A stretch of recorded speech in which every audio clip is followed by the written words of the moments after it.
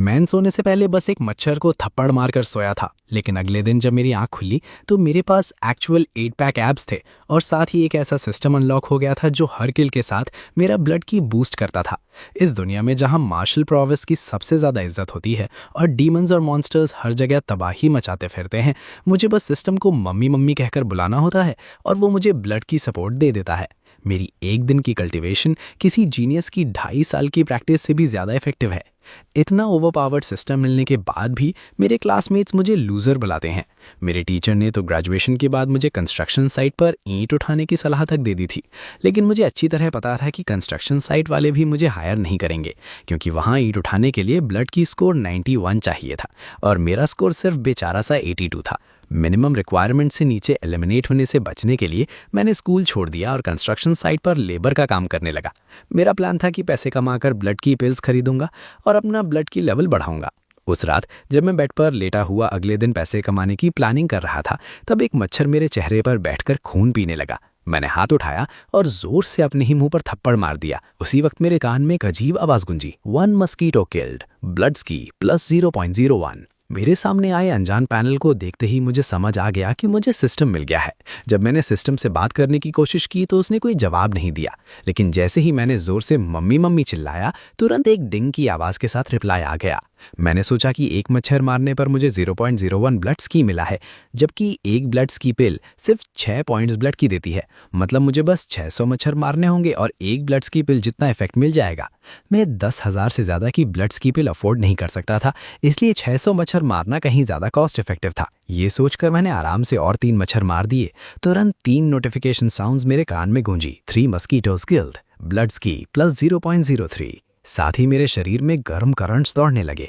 Idea मिलते ही मैंने तुरंत मच्छरों के हैबिटेट्स मैप किए, बग स्प्रे उठाया और गार्बेज पूल के एंट्रेंस पर पहुंच गया। हवा में उड़ते अनेक मच्छरों को देखकर मैंने बग स्प्रे पागलपन की तरह छिड़कना शुरू कर दिया और ढेर सारे मच्छर मार डाले। नोटिफिकेशंस बिना रुके बजती रहीं। सड़क से गुजरने वाले लोग मुझे अजीब नजरों से देखने लगे। क्या ये लड़का पागल हो गया है?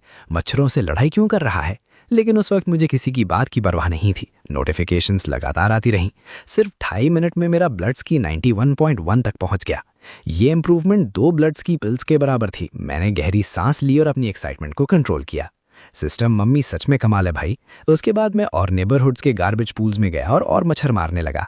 पास बैठे गॉसिप करने वाले बुजुर्ग भी मेरी हरकतों पर बात करने लगे। क्या ये हमारे एरिया का चन फैन नहीं है? वही जिसे उसके अंकल और आंट ने आधा साल पहले स्कूल छुड़वा दिया था।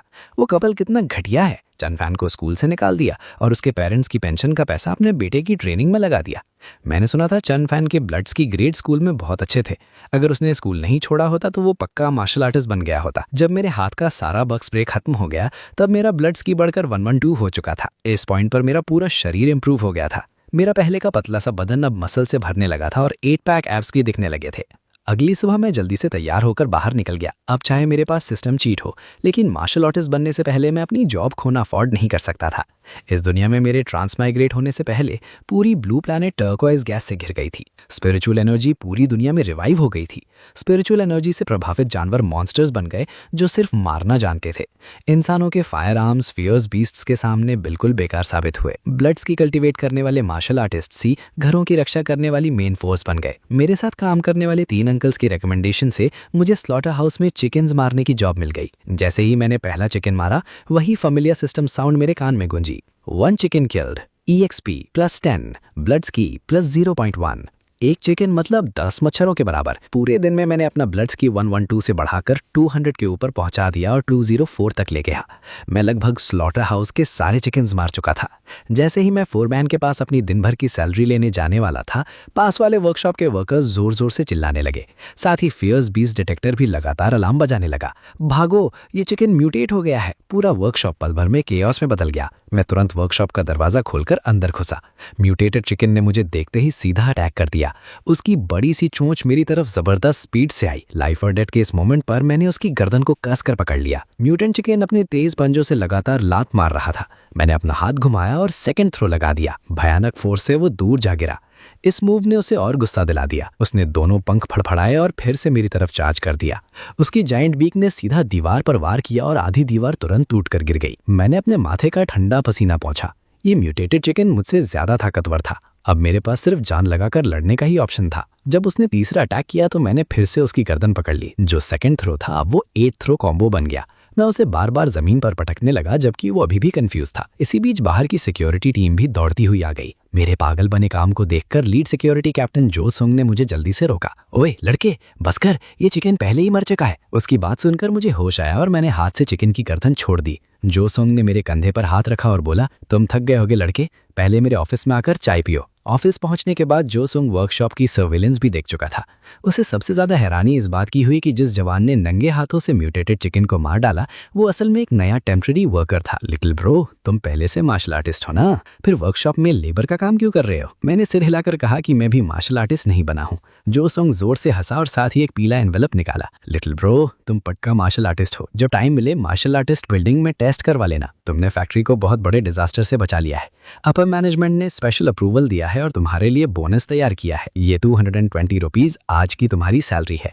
और हाँ, ये मेरा बिजनेस कार्ड भी रख लेना। जब तुम मार्शल आर्टिस्ट सर्टिफिकेशन ले लो, अगर फिर भी कोई फैक्ट्री में काम करना चाहो तो सीधा मुझे कॉल करना। हमारी सैलरी तुम्हें जरूर सेटिस्फाई करेगी। मैंने सिर हिलाकर एनवेलप ले लिया। फैक्ट्री से बाहर निकलते ही मेरे पॉकेट में रखा फोन वाइब्रेट हुआ। मेरे कोवर्कर अंकल को पता चल गया था कि स्लॉटर हाउस में क्राइसिस हुआ था, इसलिए उन्होंने फोन करके मेरी सेफ्टी के बारे में पूछा।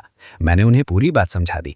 जब उन्हें पता चला कि मैं ठीक हूं तो सब अंकल्स ने राहत की सांस ली। डिनर खत्म करने के बाद क्लास ग्रुप चैट में एक नया मैसेज आया। क्लासमेट्स बता रहे थे कि क्लास बेल जोंगचिंग का ब्लड्स की 163 क्रॉस कर चुका है। पूरा ग्रुप कांग्रेचुलेशंस और तारीफों से भरा हुआ था। उन नॉन स्टॉप मैसेजेस को देखकर मुझे अपना पुराना वक्त याद आ गया जब क्लासमेट्स मेरा मजाक उड़ाते थे। स्कूल में एडमिशन के वक्त जोंगचिंग और मैं डेस्कमेट्स थे। हम दोनों क्लास के फर्स्ट रैंक के लिए कम्पीट करते थे। सबको लगता था कि ये कंपटीशन हमेशा चलेगा, लेकिन जोंगचिंग का ब्लड्स की रोज बढ़ता गया जबकि मेरा इंप्रूवमेंट बहुत स्लो था। सारे क्लासमेट्स मुझे वीक लिंक कहकर चढ़ाने लगे, लेकिन अब मेरा ब्लड्स की 218 है। अब वक्त आ गया है कि मैं जोंगचिंग को पीछे छोड़ दूं और पूरी गेम पलट दूं। अगली सुबह मैं मार्शल आर्टिस्ट सर्टिफिकेशन बिल्डिंग पहुंच गया। मेरे सामने खड़ी उस ऊंची बिल्डिंग को देखकर मैं खुद को रोक नहीं पाया। कोई हैरानी नहीं कि ये जांगनान बे सिटी की लैंडमार्क बिल्डिंग है। मार्शल आर्टिस्ट सर्टिफिकेशन, ट्रेनिंग और मिशन हैंडओवर्स सब यहीं होते हैं। मैं लॉबी के गाइड मैप को फॉलो करता हुआ सीधा 9th बेसमेंट फ्लोर तक पहुंचा। वहां सर्विस हैंडल कर रही यंग लेडी को मैंने अपना आइडेंटिटी मैग्नेटिक कार्ड दिखाया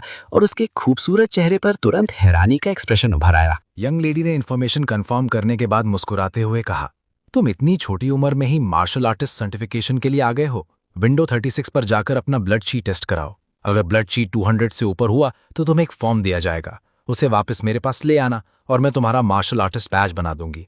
अगर इस बार पास ना हो पाओ तो उदास मत होना, आखिर तुम अभी बहुत यंग हो, मेहनत करते रहो। ये सुनते ही मैं तुरंत टेस्ट देने चला गया। 2.5 मिनट बाद फॉर्म लेकर फ्रंट डेस्क पर वापस आया। जब यंग लेडी ने फॉर्म पर लिखा हुआ 218 देखा तो वो पूरी तरह शॉक हो गई। मार्शल आर्ट्स एग्जाम से पहले इतनी कम उम्र का लास्ट मार्शल आर्टिस्ट 10 साल पहले आया था। यंग लेडी हल्का सा मुस्कुराई और साथ ही ब्रॉन्ज कलर का बैज मेरी तरफ बढ़ाया। कॉन्ग्रेचुलेशंस, अब तुम ऑफिशियली मार्शल आर्टिस्ट हो। ये तुम्हारा मार्शल आर्टिस्ट बैज है। ये बैज मार्शल आर्टिस्ट की आइडेंटिटी का सिंबल है। इसके अलावा इसमें wilderness communication, map, bank card और कई दूसरे फंक्शंस भी हैं। इसे संभाल कर रखना। मार्शल आर्टिस्ट्स को हर महीने 5000 युआन अलाउंस मिलता है। मैं इस महीने का अलाउंस तुम्हारे बैज में ट्रांसफर कर चुकी हूँ। नए martial artists martial arts hall में फ्री जाकर एक yellow rank low grade martial art choose कर सकते हैं और पिल हॉल से 2 ब्लड शी पिल्स भी ले सकते हैं। बस उस वक्त बैट स्वाइप कर देना। यंग लेडी की सारी बातें सुनने के बाद मैं सीधा मार्शल आर्ट्स हॉल की तरफ निकल गया। मेरे जाते ही यंग लेडी ने तुरंत पास रखे फोन पर कॉल लगाया। ग्रैंडपा, अभी के अभी मेरे पास आइए, मुझे आपसे जरूरी बात करनी है। उसी वक्त मार्शल आर्ट्स डायरेक्टर के ऑफिस के अंदर एक एनर्जेटिक बुजुर्ग फोन पकड़े हुए बाहर निकल रहे थे। कुछ ही देर में वो फ्रंट डेस्क पर पहुंच गए और प्यार भरी नजर से यंग लेडी को देखते हुए बोले, लो बेटा, ग्रैंडपा आ गए, अब बताओ क्या बात है। ये सुनते ही यंग लेडी ने अपने हाथ का स्क्रीन उनकी तरफ कर दिया। स्क्रीन पर दिख रही इंफॉर्मेशन देखकर बुजुर्ग की आंखें खुली की खुली रह गईं। एक 18 साल का martial artist, 3rd martial arts academy से। रुको, ये तो ओल्ड याओ का स्टूडेंट है। कल ही तो वो मेरे सामने रो रहा था कि मार्शल आर्ट्स एग्जाम में 1st और 2nd मार्शल आर्ट्स एकेडमी के स्टूडेंट्स उसके स्कूल को बुरी तरह क्रश कर देंगे। और यहाँ तो उसने एक बड़ा सरप्राइज छिपा रखा था। उसके स्कूल में पहले से ही एक मार्शल आर्टिस्ट है। मुझे तो उससे इस बात पर जरूर छेड़ना पड़ेगा। बुजुर्ग जोर से हंस पड़े और ऑफिस लौटते हुए फोन मिलाया। ओल्ड याओ, तुमने ये बात बहुत अच्छी तरह छुपाई है। सच सच बताओ, तुम्हारे स्कूल में पहले से मार्शल आर्टिस्ट है। कल किस बात का रोना रो रहे थे? मैं इतनी देर तक तुम्हें कंसोल करता रहा। मेरे स्कूल का मार्शल आर्टिस्ट, बिल्कुल बकवास। ओल्ड ग्वान, अगर जरूरी बात नहीं है तो मैं फोन काट रहा हूँ। दोस्त की टोन सुनकर बुजुर्ग समझ गए कि उसे सच में कुछ नहीं पता। फिर उन्होंने दोबारा कहा, होल्ड याओ, मैं मजाक नहीं कर रहा, तुम्हारे स्कूल में सच में नया मार्शल आर्टिस्ट है, उम्र 18 साल है, लगता है सीनियर हाई स्टूडेंट है, आज सर्टिफिकेशन के लिए यहाँ आया था, रिकॉर्ड में साफ लिखा है 3rd मार्शल आर्ट्स अकेडमी। ये बम जैसी खबर सुनकर याओ फू तुरंत शॉक हो गया। खुशी की लहर गुजरने के बाद उसने फोन रखा और दिमाग में अपने स्टूडेंट्स के बारे में सोचना शुरू कर दिया। मार्शल आर्ट्स अलायंस के रूल्स के हिसाब से ओल्ड ग्वान मार्शल आर्टिस्ट की पर्सनल इन्फॉर्मेशन रिवील नहीं कर सकता था, इसलिए याओ फू को एक एक स्टूडेंट चेक करना पड़ा। कंप्यूटर पर स्टूडेंट इन्फॉर्मेशन देखते हुए सबसे ऊपर क्लास 9 की जोंग शियोंग थी, जिसका ब्लड ची वैल्यू 166 था। पूरी सीनियर ग्रेड में 1100 से ज्यादा स्टूडेंट्स थे और उनमें से कोई भी ओल्ड ग्वान के बताए मार्शल आर्टिस्ट जैसा नहीं लग रहा था। अपने पुराने दोस्त को अच्छी तरह जानते हुए वो लगातार पॉसिबल कैंडिडेट्स के बारे में सोचता रहा। दूसरी तरफ मार्शल आर्टिस्ट सर्टिफिकेशन कंप्लीट करने के बाद मैंने फोन निकाला और martial artists home app download कर लिया। उस पर मार्शल आर्टिस्ट की अजीब अजीब कॉन्वर्सेशंस देखते हुए मैं सिटी के बाहर डीमन हंटिंग के लिए जरूरी गियर के बारे में सोचने लगा। अभी ऑर्डिनरी गियर की कीमत ही लाखों युआन थी और मैं पूरी तरह कंगाल था। मुझे जितनी जल्दी हो सके सिटी के बाहर निकलना होगा। फेरोशियस बीस्ट का शिकार ही स्ट्रांग बनने का सबसे अच्छा तरीका था। फोरम की टिप्स के हिसाब से स्ट्रेंथ इंप्रूव करने की सबसे अच्छी जगह ड्यूल हॉल थी। वहां सिर्फ वेपन्स ही प्रोवाइड नहीं किए जाते थे, बल्कि अपीयरेंस फीस भी बहुत हाई मिलती थी। मार्शल स्किल्स प्रैक्टिस करने और कॉम्बैट एक्सपीरियंस गेन करने के लिए भी ये परफेक्ट जगह थी। हाँ, मार्शल आर्ट्स हॉल फाइट्स को लाइव स्ट्रीम करके प्रॉफिट भी कमाता था। मैं पहले मार्शल स्किल्स हॉल गया और yellow rank lower grade saber skill gale slash choose की, फिर न्यू यूजर प्रिविलेज यूज करके उस स्किल को एक्सचेंज कर लिया। जैसे ही मैं मार्शल स्किल्स हॉल से बाहर निकला, सिस्टम की नोटिफिकेशन मेरे कान में गूंजी। Martial skill gale slash detected, do you want to learn it? ये सुनते ही मैंने बिना सोचे कंफर्म पर क्लिक कर दिया। मेरे हाथ की गेल स्लैश स्किल बुक हवा में गायब हो गई। साथ ही यादों का एक तूफान मेरे दिमाग में भर गया। मैं एक सीक्रेट रूम में लगातार सेबर चला रहा था, दिन रात बिना रुके प्रैक्टिस करता रहा और गेल स्लैश की मेरी अंडरस्टैंडिंग लगातार गहरी होती गई। मेरे सामने का वर्चुअल पैनल भी बदल गया। मैं उसे देखकर पूरी तरह हैरान रह गया। सिर्फ 2.5 सेकंड में मैंने गेल स्लैश की बेसिक मास्टरी हासिल कर ली थी। मार्शल स्किल्स नॉर्मली सीखने में बहुत वक्त लगता है। अगर सिस्टम डिटेक्टेड स्किल्स की बेसिक मास्टरी ऑटोमेटिकली दे सकता है, तो क्या यह उसे माइनर मास्टरी, ग्रेट मास्टरी या परफेक्ट मास्टरी तक अपग्रेड कर सकता है? और सिस्टम सिर्फ वही मार्शल स्किल्स रिकॉग्नाइज करता है जो सच में मेरी होती हैं। शायद अपग्रेड करने के लिए मुझे एक और कॉपी खरीदनी पड़ेगी। अभी मेरी फाइनेंशियल कंडीशन खराब थी, इसलिए मुझे आज गिफ्ट में मिली ब्लड ची पिल्स बेचनी होंगी। साथ में 5000 युआन मार्शल आर्टिस्ट अलाउंस भी है। शायद इतना पैसा काफी हो जाएगा। ये सोचते ही मैं पिल रिसाइकलिंग विंडो पर गया और ब्लड ची पिल्स बेच दी। दोनों पिल्स के मुझे टोटल 22,000 युआन मिले। फिर मैंने अपनी सारी सेविंग्स निकाली और गेल स्लैश की एक और कॉपी खरीद ली। काउंटर के पीछे बैठा आदमी पूरी तरह कंफ्यूज हो गया। सर, नई मार्शल आर्टिस्ट को सिर्फ एक फ्री मार्शल स्किल मिलती है, एक्स्ट्रा कॉपीज के लिए पेमेंट करनी पड़ती है। मैंने सर हिलाया और कार्ड से पेमेंट कर दी। उसकी हैरान नजरों के सामने मैं मार्शल स्किल लेकर बाहर निकल गया। सब कुछ मेरी एक्सपेक्टेशन के मुताबिक हुआ। मार्शल स्किल्स को अपग्रेड करने के लिए मल्टीपल कॉपीज सीखनी पड़ती हैं। दिक्कत बस ये थी कि ऑफिशियली मार्शल स्किल्स की प्राइवेट कॉपिंग पर सख्त बैन था। स्किल्स में कंप्लीट एन्क्रिप्शन ट्रेस सिस्टम था। कोई भी कॉपी करने की कोशिश करता तो तुरंत अलार्म ट्रिगर हो जाता। गेट से बाहर निकलते ही सिस्टम ने फिर से ब्रॉडकास्ट किया, martial skill gale slash detected, do you want to learn it? Confirm करते ही मेरे दिमाग का फिगर दोबारा गेल स्लैश प्रैक्टिस करने लगा और कुछ ही देर में स्किल एंट्री लेवल तक पहुंच गई। खुद को काम करने के बाद मैं ड्यूअल अरीना पहुंच गया। 1 स्टार मार्शल आर्टिस्ट को हर अपीयरेंस के 1000 युआन मिलते थे। सिस्टम मार्शल आर्टिस्ट की स्ट्रेंथ के हिसाब से सूटेबल फेरोशियस बीस्ट्स मैच करता था। हॉल मैनेजर के इंट्रोडक्शन के बाद मैं हाथ में लॉन्ग नाइफ लेकर ड्यूअल अरीना के बीच खड़ा हो गया। साथ ही लाइव स्ट्रीम भी शुरू हो गई। 1 स्टार मार्शल आर्टिस्ट चन fan versus mutant chicken ferocious beast. Live stream के व्यूअर्स ने जैसे ही देखा कि एक नया सर्टिफाइड नोविस चैलेंज लेने आया है, सब ने मिलकर उसका मजाक उड़ाना शुरू कर दिया। लेकिन जब मैंने अपने पुराने दोस्त को देखा तो मैं भी एक सेकंड के लिए हैरान रह गया। ये म्यूटेंट चिकन स्लॉटर हाउस वाले चिकन से कहीं ज्यादा बड़ा था। मुझे देखते ही उसने पंख फड़फड़ाए और सीधा मेरी तरफ चार्ज कर दिया। व्यूअर्स जो मजाक देखने के लिए तैयार बैठे थे, मेरी मूव्स देखकर तुरंत चुप हो गए। फुटेज में मैं बिना रुके लॉन्ग नाइफ चला रहा था। हर स्लैश बिल्कुल प्रिसाइज जगह पर लग रहा था।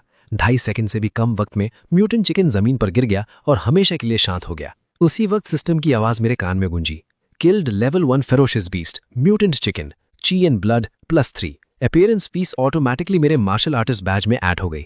मैं वेपन वापस करके ड्यूअल अरीना से बाहर निकल आया। ये जगह वाकई कमाल की है यार, लेकिन अलायंस के रूल्स के मुताबिक एक मार्शल आर्टिस्ट दिन में सिर्फ एक ही बार ड्यूअल अरीना में एंटर कर सकता है, इसलिए मुझे पैसे कमाने का कोई और तरीका ढूंढना पड़ेगा। उसी वक्त नंबर 3 मार्शल आर्ट्स अकेडमी में Zhong Qing martial arts training ground पर प्रैक्टिस कर रही थी। आसपास ट्रेनिंग कर रहे स्टूडेंट्स लगातार फुसफुसा रहे थे।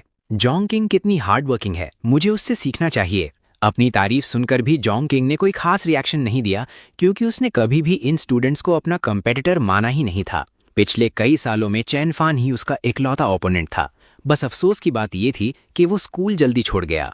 वैसे भी अब फ्यूचर में शायद वो उसका मुकाबला नहीं कर पाएगा। जैसे ही उसने चैन फान के बारे में सोचा, उसके नाजुक चेहरे पर गुस्से की हल्की सी झलक आ गई। उस बदमाश ने मेरी इतनी सारी मैसेजेस का एक भी रिप्लाई नहीं दिया। पता नहीं अब कैसा होगा। तभी उसके पास खड़ा एक स्टूडेंट अचानक चिल्ला उठा, अरे देखना जरा, बिग स्क्रीन पर चैन फान ड्यूअल अरीना में है। तुम गलत देख रहे होगे। ड्यूअल अरीना में एंटर करने के लिए मार्शल आर्टिस्ट होना पड़ता है। चैन फान तो मुश्किल से खाना खा पाता होगा, मार्शल आर्टिस्ट कैसे बन सकता है? कुछ ही पलों में आसपास ट्रेनिंग कर रहे सारे स्टूडेंट्स अट्रैक्ट होकर स्क्रीन के पास जमा हो गए। सबकी नजरें स्क्रीन पर चल रही चैन फान की फेरोशियस बीस्ट वाली फाइट पर टिक गईं।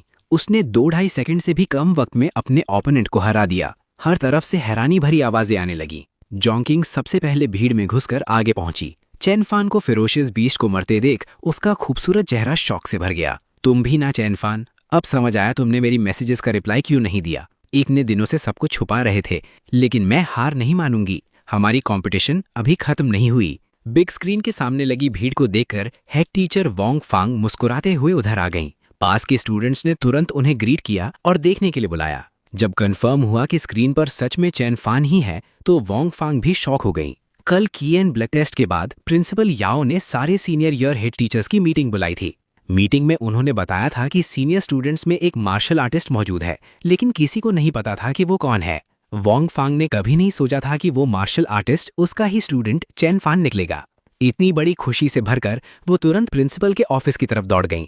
पूरा मामला जानने के बाद याओ फू भी बहुत एक्साइटेड हो गया। मार्शल आर्टिस्ट बिल्डिंग से निकलने के बाद मैं घर गया, नहाया और फिर सारे वर्कर अंकल्स को एक बड़े रेस्टोरेंट में जबरदस्त डिनर खिलाने ले गया। जब उन्हें पता चला कि मैं मार्शल आर्टिस्ट बन गया हूं, तो सब बहुत खुश हो गए। कई राउंड्स ड्रिंक्स के बाद हमने एक दूसरे से अलविदा कहा और अपने अपने घर की तरफ निकल गए। जैसे ही मैं अपने घर के दरवाजे पर पहुंचा, मैंने देखा कि कई लोग बाहर खड़े मेरा इंतजार कर रहे हैं। उस पहचानी हुई शक्ल को देखकर मैं काफी हैरान हो गया। टीचर वोंग और स्कूल के सारे लीडर्स, आप लोग यहाँ क्या कर रहे हैं? मैंने दरवाजा खोला और सबको अंदर बैठने के लिए इनवाइट किया। ये सुनते ही याओ फू बड़े स्माइल के साथ बोले, क्लासमेट चैन फान, आखिर तुम वापस आ ही गए। हम काफी देर से तुम्हारे इंतजार कर रहे थे। क्लासमेट चैन फान, तुम अब मार्शल आर्टिस्ट बन चुके हो ना? मैंने सिर हिलाकर हाँ कर दी। याओ फू ने फिर पूछा, क्या तुम स्कूल वापस आना चाहोगे? तुम अब मार्शल आर्टिस्ट हो। Martial arts college entrance exam बस कुछ दिन दूर है। तुम पक्का किसी टॉप मार्शल आर्ट्स यूनिवर्सिटी में सिलेक्ट हो जाओगे। तुम्हारा फ्यूचर बहुत ब्राइट है।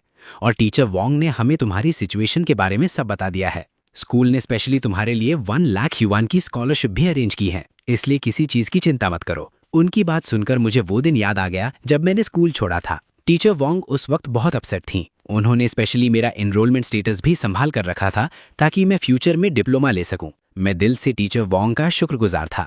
मैंने सिर झुकाया और कहा, स्कूल लीडर्स की काइंडनेस के लिए धन्यवाद। टीचर वोंग फांग का भी धन्यवाद कि उन्होंने मेरा एनरोलमेंट स्टेटस बचाकर रखा। मैं सिर्फ 3rd junior martial arts academy का ही ग्रेजुएट कहलाऊंगा। और रही बात मार्शल आर्ट्स यूनिवर्सिटीज की, तो मैं अभी उसके बारे में सोचना भी नहीं चाहता।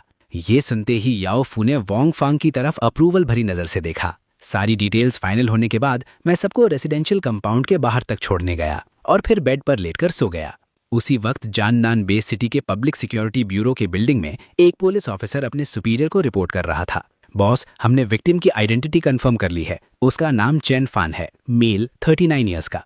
और मैंने ये भी पता लगाया है कि अलायंस की दूसरी बेस सिटीज में भी ऐसे ही केसेस हुए हैं।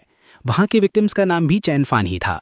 अपने सबॉर्डिनेट की रिपोर्ट सुनकर कैप्टन जांगली ने गुस्से से माथा मसला। इस साल अब तक चैन फान नाम के 13 लोग मर चुके हैं। इन विक्टिम्स में मार्शल आर्टिस्ट भी हैं और ऑर्डिनरी लोग भी। इनका आपस में कोई कनेक्शन नहीं है। इन सब में बस एक ही कॉमन चीज है, नाम चैन फान। ये क्लियरली एक टारगेटेड सीरियल किलिंग केस है। मैंने तुमसे सिटी में चैन फान नाम के सब लोगों की इन्फॉर्मेशन कलेक्ट करने को कहा था। क्या वो तैयार है? जांगनान बेस सिटी में इस वक्त चैन फान नाम के टोटल 3255 लोग हैं। डेटा में उनकी एज, फोन नंबर्स, एड्रेसेस और मार्शल आर्टिस्ट है या नहीं सब रिकॉर्डेड है। बहुत अच्छा काम किया श्याओलियू। फिलहाल इस न्यूज को कॉन्फिडेंशियल रखो ताकि पब्लिक पैनिक ना हो। अगली सुबह मैं फिर से मार्शल आर्ट्स बिल्डिंग के मार्शल आर्ट्स हॉल पहुंच गया। अटेंडेंट की हैरान नजरों के सामने मैंने गेल स्लैश की 2 और कॉपीज खरीद ली। Detected 2 copies of the martial scale gale slash. Do you want to learn it? मैंने हाँ में सिर हिलाया और मेरे दिमाग का फिगर लगातार गेल स्लैश प्रैक्टिस करने लगा। कुछ ही देर में स्किल माइनस सक्सेस लेवल तक पहुंच गई। साथ ही मेरा की एंड ब्लड भी 221 तक पहुंच गया।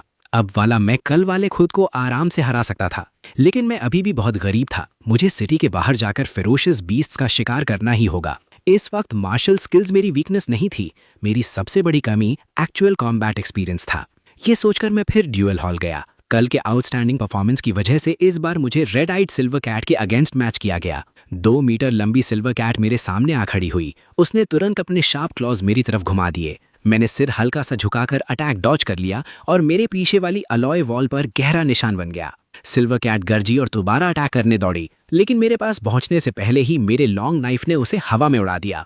कुछ ही देर बाद वो पहले वाली खूंखार सिल्वर कैट कोने में सिकुड़ी हुई कांप रही थी। मैंने अपना नाइफ नीचे मारा और उसे खत्म कर दिया। साथ ही मेरा की एंड ब्लड 3 पॉइंट्स और बढ़ गया। लाइव स्ट्रीम के व्यूअर्स ये सब देखकर पूरी तरह इंप्रेस हो गए। लंच खत्म करने के बाद मैं वेपन हॉल गया। स्टाफ की रिकमेंडेशन पे मैंने लगभग 1.4 मीटर लंबा लॉन्ग नाइफ चूज किया। 45,000 युआन पे करने के बाद मैं पूरी तरह सेटिस्फाइड होकर वेपन के साथ बाहर निकल गया। सारा इक्विपमेंट खरीदने के बाद मैं सिटी के बाहर निकल पड़ा। इस बार मेरा डेस्टिनेशन एरिया 0431 था।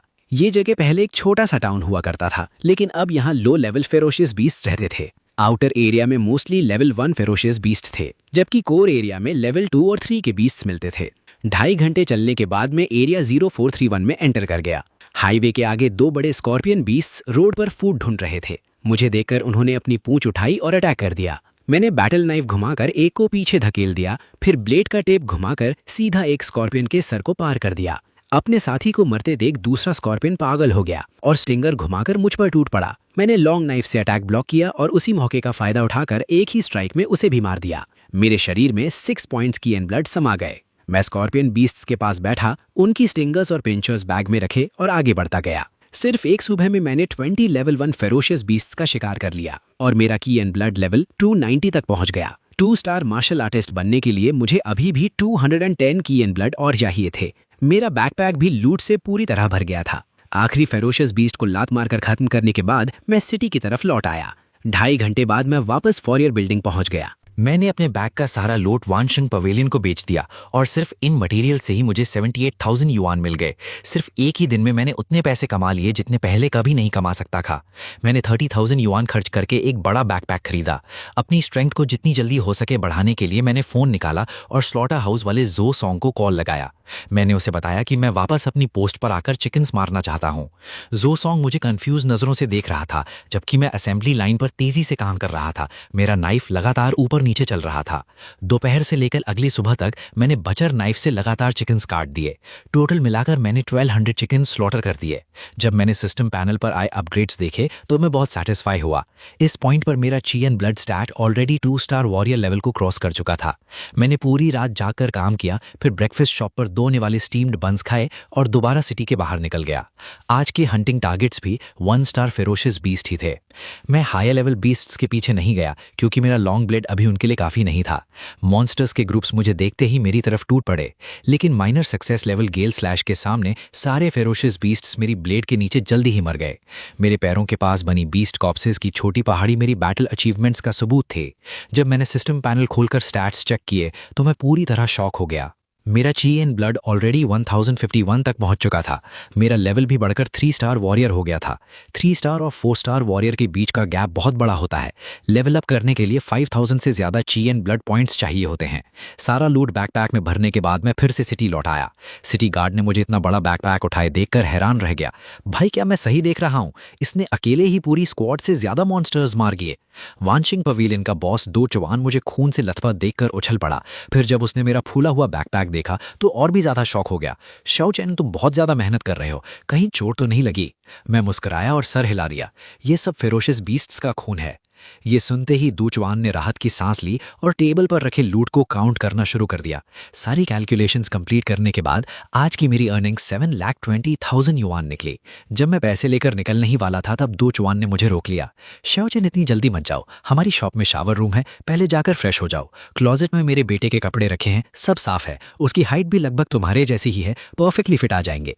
मैंने उनका शुक्रिया अदा किया और बाथरूम की तरफ चला गया। मैंने अपने गंदे कपड़े जल्दी से धो दिए और फिर वही पहन लिए। दूचवान ये देखकर कुछ पूछने ही वाले थे कि मैंने मुस्कुराते हुए पहले ही कह दिया, बॉस दू, आज बहुत गर्मी है, कपड़े तुरंत सूख जाएंगे। वानसिंग पवेलियन से निकलने के बाद मैंने 100,000 युआन खर्च करके गेल स्लैश मैनुअल की 4 कॉपीज खरीद ली। उसके बाद मार्केट से एक और चीज खरीदी, 100 क्यूबिक मीटर वाला स्पेशल रिंग। उस रिंग की कीमत 6 लाख युआन थे। शॉप से बाहर निकलते ही सिस्टम नोटिफिकेशन बज उठी। Detected 4 copies of yellow tier low grade gale slash learn now. बेइंतहा सेवर टेक्निक्स मेरे दिमाग में भरने लगी। मेरी गेल स्लैश मास्टरी बढ़कर ग्रेट सक्सेस लेवल तक पहुंच गई। उसी वक्त थर्ड मार्शल आर्ट्स एकेडमी की गर्ल्स डॉमेट्री में जोंग क्विंग अपने बेड पर बैठी फोन देख रही थी। स्क्रीन पर चेन फैन के साथ वाली चार्ट विंडो खुली हुई थी। काफी देर सोचने के बाद भी उसे समझ नहीं आ रहा था कि क्या मैसेज भेजे। 2.5 मिनट तक सोचने के बाद उसने चार्ट बॉक्स में सिर्फ 2 शब्द टाइप किए, बिग जर्क। मेरा फोन वाइब्रेट हुआ। मैंने चेक किया तो मैसेज जोंग क्विंग का था। मैं हल्का सा मुस्कुराया और एक मीम भेज दिया। फनी मीम देखते ही जोंग क्विंग अपनी हंसी नहीं रोक पाई। मैंने तुम्हें पहले इतने सारे मैसेजेस भेजे थे, तुमने रिप्लाई क्यों नहीं किया? तुम हमेशा कहती थी कि मेरी हेल्प करना चाहती हो। मैं तुम्हें ट्रबल नहीं देना चाहता था। अब जब तुम ग्रेट वॉरियर बन गई हो तो क्या तुम्हें लगता है मैं तुम्हारे लिए ट्रबल हूं? एक ब्यूटीफुल लेडी की सर्विस करना मेरे लिए प्लेजर है। चेन फैन, मैं जरूर तुम्हें कैचअप करूंगी। ये लास्ट मैसेज भेजने के बाद जोंग क्विंग मुस्कुराते हुए खिड़की के बाहर देखने लगी, जबकि मैं वॉरियर होम फोरम पर मैसेजेस चेक करने लगा। एनुअल मार्शल आर्ट्स एग्जाम 3 दिन बाद है। जिंगविन 3rd रैंक पर है। जूनियर मार्शल आर्ट्स एकेडमी से एक वॉरियर इमर्ज हुआ है। एलीट वॉरियर कंपटीशन जल्दी शुरू होने वाली है। सारे 6 स्टार और उससे ऊपर के वॉरियर्स, क्या आप तैयार है? मैं कुछ देर तक फोन स्क्रॉल करता रहा लेकिन कोई इंपॉर्टेंट न्यूज नहीं मिली। फिर मैंने आंखें बंद करके सो गया। अगली सुबह मैंने वही रूटीन ब्रेकफास्ट किया और हंटिंग के लिए सिटी के बाहर निकल गया। मैंने एरिया 0431 के लगभग सारे लेवल 1 और लेवल 2 फेरोशियस बीस्ट साफ कर दिए। ग्रेट सक्सेस लेवल गेल स्लैश हर लो लेवल फेरोशियस बीस्ट को एक ही हिट में खत्म कर देता था। कुछ ही देर में दिन से रात हो गई। मैंने ढेर सारा लूट कैश के बदले एक्सचेंज किया और कल के बचे हुए पैसे जोड़कर मेरी टोटल एसेट्स 9,20,000 युआन तक पहुंच गई। उसके बाद मैंने अपना लॉन्ग ब्लेड वेपन्स हॉल को वापस बेच दिया, जिससे मुझे और 30,000 युआन मिल गए। फिर काउंटर पर रखा 8,70,000 युआन का अलॉय कॉम्बैट नाइफ खरीद लिया। ये सब कंप्लीट करने के बाद मैंने वर्कर अंकल्स को डिनर के लिए बुलाया। दिन में मैंने लगभग 500 पाउंड से भी ज्यादा भारी वाइल्ड बोर का शिकार किया था। वाइल्ड बोर का मीट और ब्लड ची एंड ब्लड इंक्रीज कर सकता था। जब मैंने इतना बड़ा बोर अपनी स्पेस रिंग से निकाला तो तीनों अंकल्स पूरी तरह शॉक हो गए। मैंने बोर को काटा, कई हिस्सों में बांटा और सबको दे दिया। इन अंकल्स ने पहले मेरा बहुत ख्याल रखा था। अब जब मैं स्ट्रांग हो गया हूं तो उनका एहसान चुकाने का वक्त आ गया था। सारा काम खत्म करने के बाद मैं बेड पर लेट गया और सिस्टम पैनल को देखने लगा। मेरा ची एंड ब्लड स्टैट 1811 तक पहुंच चुका था। बस थोड़ी और मेहनत और मैं इस साल की एलीट वॉरियर कंपटीशन में पार्टिसिपेट कर सकता था। इसी बीच रेजिडेंशियल कॉम्प्लेक्स के बाहर गार्डन में एक मोटा सा फैट कैट फुटपाथ पर चलने वाले लोगों को ब्लैंक एक्सप्रेशन के साथ देख रहा था। वो धीरे से खुद से बोल रहा था, कितने बेवकूफ ह्यूमंस हैं। अगर तुम्हारे कैट ग्रैंडपा ने अपना असली रूप दिखा दिया तो तुम सब डर के मारे मर जाओगे। 2.5 मिनट चलने के बाद फैट कैट एक अपार्टमेंट बिल्डिंग के नीचे रुक गया। यही जगह है। लिस्ट में जिस चेन फैन का नाम है वो यहीं रहता है। फैट कैट धीरे धीरे सीढ़ियां चढ़ने लगा।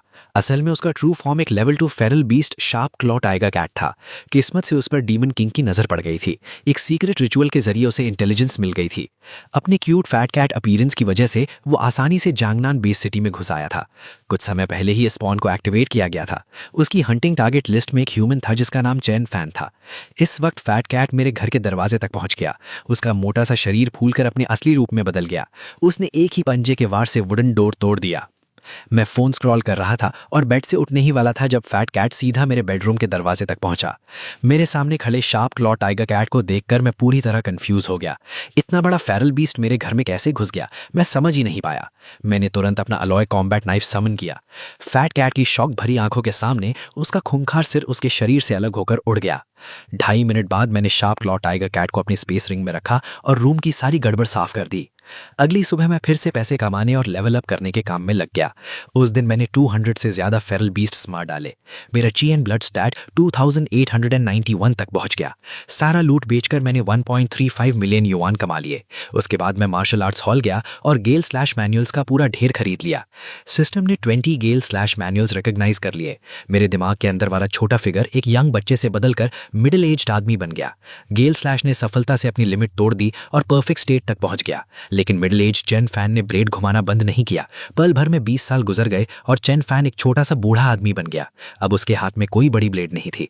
जब भी वो चाहे कोई भी चीज उसके लिए ब्लेड बन सकती थी। सिस्टम पैनल पर परफेक्ट स्टेट गेल स्लैश के बाद सॉर्ड एंड ब्लेड शब्द भरने लगे। पूरी रात आराम करने के बाद मैं दोबारा लेवल अप करने निकल पड़ा।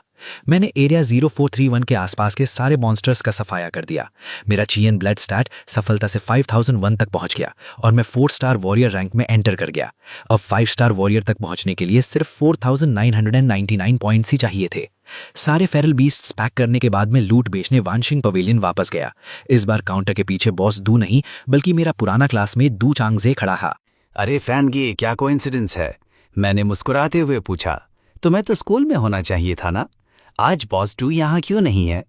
डू चैंगजे ने अपने सर के पीछे हाथ फेरते हुए शर्मीली सी स्माइल दी और बोला, मार्शल आर्ट्स एग्जाम जल्दी आने वाला है, इसलिए स्कूल जल्दी छूट गया। आज मेरे डैड वेयर हाउस गए हैं तो मुझे यहाँ उनकी जगह बैठने के लिए खींच लाए। फैनगे, आप तो कमाल हो, आप ऑलरेडी 1 स्टार वॉरियर बन चुके हो। हमारे सारे क्लासमेट्स आपसे जलते हैं। वैसे आपका कीएन ब्लड कितना है अब?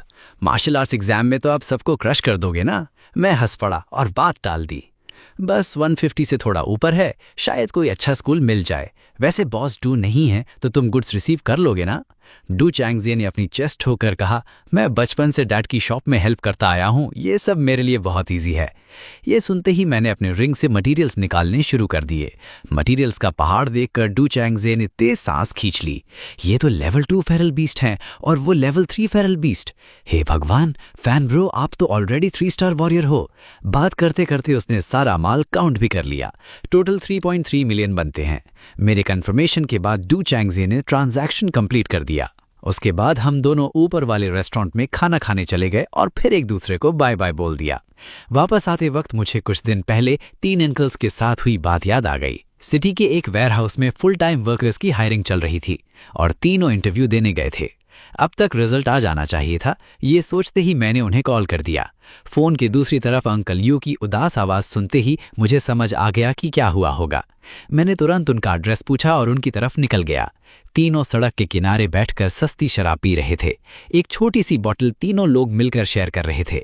हांगेंग ने मुझे देखते ही कहा, अरे शाओफैन आ गया, मैं एक और बोतल लेकर आता हूँ। मैंने उसे रोक दिया और तीनों को खींचकर होटल की तरफ ले गया।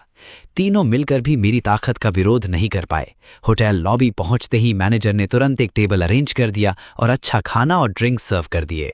टेबल पर इतना सारा खाना देखकर तीनों ने काफी देर तक चॉपस्टिक्स नहीं उठाई। इतना खाना खरीदने के लिए उन्हें महीनों तक सुबह से रात तक काम करना पड़ता। मैं मुस्कुराया और उन्हें खाना शुरू करने को कहा। कुछ पैग अंदर जाने के बाद हांगेंग इंटरव्यू में फेल होने की बात करने लगा। उसी वक्त डूचवन ऊपर बिजनेस डिस्कस कर रहा था। खाना खत्म करके जब वो प्राइवेट रूम से बाहर निकला तो उसके पीछे चश्मा पहने एक मिडिल एज्ड आदमी भी था। लॉबी से गुजरते वक्त डूचवन ने हमें फिंगर गेसिंग गेम खेलते और पीते हुए देख लिया। उसने तुरंत ऑर्डर दिया, मैनेजर सन, उस टेबल का बिल पे कर दो। ये सुनते ही सुनहाइजे ने उस डायरेक्शन में देखा जहां डूचवन इशारा कर रहा था। टेबल पर बैठे तीनों लोग वही थे जो आज इंटरव्यू देने आए थे। अफसोस की बात यह थी कि सारी पोजीशंस कनेक्शंस वाले लोगों को मिल गई थीं। उनकी इनकम के हिसाब से वो कभी इस होटल में खाना अफोर्ड नहीं कर सकते थे। कंफ्यूज्ड होकर सुनहाइजे ने पूछा, बॉस, क्या आप उन लोगों को जानते हैं? डूचवन ने कहा, वहां जो यंग लड़का बैठा है ना, वही कैन फैन है जिसके बारे में मैं रोज बात करता रहता हूं। अभी के लिए वो हमारे रेस्टोरेंट का कैश काउ है। ऊपर से इतनी छोटी उम्र में ही 3 स्टार वॉरियर बन गया है। इसका फ्यूचर लिमिटलेस है। लगता है आज वो उन सबको ट्रीट दे रहा है। इनकी बॉन्डिंग काफी गहरी होगी। कितनी एनविएबल बात है। ये सुनने के बाद सुनहाइजे ने तुरंत डूचवन को दिन भर की सारी बात बता दी। सब सुनते ही डूचवन का एक्सप्रेशन बदल गया। सुनहाइजे समझ गया कि बॉस नाराज हो गए हैं, इसलिए जल्दी से बोला, बॉस, अब मुझे समझ आ गया क्या करना है। डूचवन ने उसे प्रॉपरली हैंडल करने को कहा और वहां से चला गया। खाना खत्म होने के बाद मैं बिल पे करने फ्रंट डेस्क गया, लेकिन मुझे बताया गया कि डू सरनेम वाले किसी बॉस ने पहले ही पेमेंट कर दी है। होटल से बाहर निकलने के बाद मैंने कार बुलाई और तीनों अंकल्स को घर भेज दिया। मैं खुद वॉरियर बिल्डिंग में एक रूम बुक करके आराम करने चला गया। आखिर अब मेरे पास पैसे की कोई कमी नहीं थी। उसी वक्त ल्यूजियान घर पहुंचते ही सुनहाइजे का फोन रिसीव करता है। जब उसे पता चला कि उन्हें वेयरहाउस में काम के लिए बुलाया गया है तो वो खुशी से झूम उठा। कुछ सवालों के बाद सुनहाइजे मुस्कुराकर बोला, मिस्टर कैन फैन हमारे बॉस के दोस्त हैं। ये सुनते ही तीनों लोग शॉक में पड़ गए। कॉल खत्म होने के बाद तीनों ने गहरी सांस ली और कहा, आखिर में शाओ फैन ने ही हमारी मदद की। रात बहुत जल्दी गुजर गई। सुबह होते ही मुझे ल्यूजियान का फोन आ गया। हे शाओ फैन, मैं तुम्हें गुड न्यूज़ देने के लिए कॉल कर रहा हूँ। अंकल हान, अंकल वांग और मैं सब तुम्हारा शुक्रिया अदा करना चाहते हैं। उसने मुझे कल रात की पूरी बात बता दी। मैंने भी बॉस जू का एहसान दिल में याद रख लिया। लिया। इसी बीच एक दूसरे रेस्टोरेंट में एक प्रिंसिपल एक यंग लड़के को खाना खाते हुए देख रहा था। मोटा सा लड़का मुंह पर तेल लगाए लगातार खा रहा था और बक बक किए जा रहा था। प्रिंसिपल, टेंशन मत लीजिए, थर्ड जूनियर हाई का वो 1 स्टार वॉरियर मेरे सामने कुछ भी नहीं है। मैं 1 in a million awakened ability user हूँ। मैं सिर्फ खाना खाकर ही स्ट्रांग हो सकता हूँ। अगर वो मुझसे टकरा गया तो मैं उसे सेकंड्स में खत्म कर दूंगा। उधर मैं अभी भी मॉन्स्टर्स मारकर लेवल अप कर रहा था। मेरे सामने बीस्ट्स का एक बहुत बड़ा हॉर्ड था। टोटल 100 से ज्यादा आर्मर्ड स्टील बुल्स मेरे सामने खड़े थे। मैं एक्साइटमेंट के साथ अपना अलॉय कॉम्बैट नाइफ घुमाने लगा। मैंने ब्लेड उठाई और वार किया। एक स्टील बुल तुरंत जमीन पर गिरकर बेजान हो गया। मेरे कानों में की एंड ब्लड बढ़ने की नोटिफिकेशंस लगातार गूंज रही थीं। पूरी बैटल खत्म होने के बाद मेरा कॉम्बैट एक्सपीरियंस और भी ज्यादा इंप्रूव हो गया। अब एरिया 0431 में मैं बिना किसी दिक्कत के कहीं भी जा सकता था। जब मैं दोबारा वन सिंह पवेलियन लौट कर आया तो डूचवन मेरी हालत देखकर हैरान हो गया। मेरे शरीर पर लगा खून काफी शॉकिंग लग रहा था। ये तो हद हो गई ब्रदर कैन, अब तुम पैसे की कमी में नहीं हो, जाओ एक कॉम्बैट सूट खरीद लो। डिफेंस अलग बात है, कम से कम तुम इतने चिपचिपे तो नहीं रहोगे। मैंने सर हिला दिया और सारे मटेरियल्स बाहर निकाल दिए।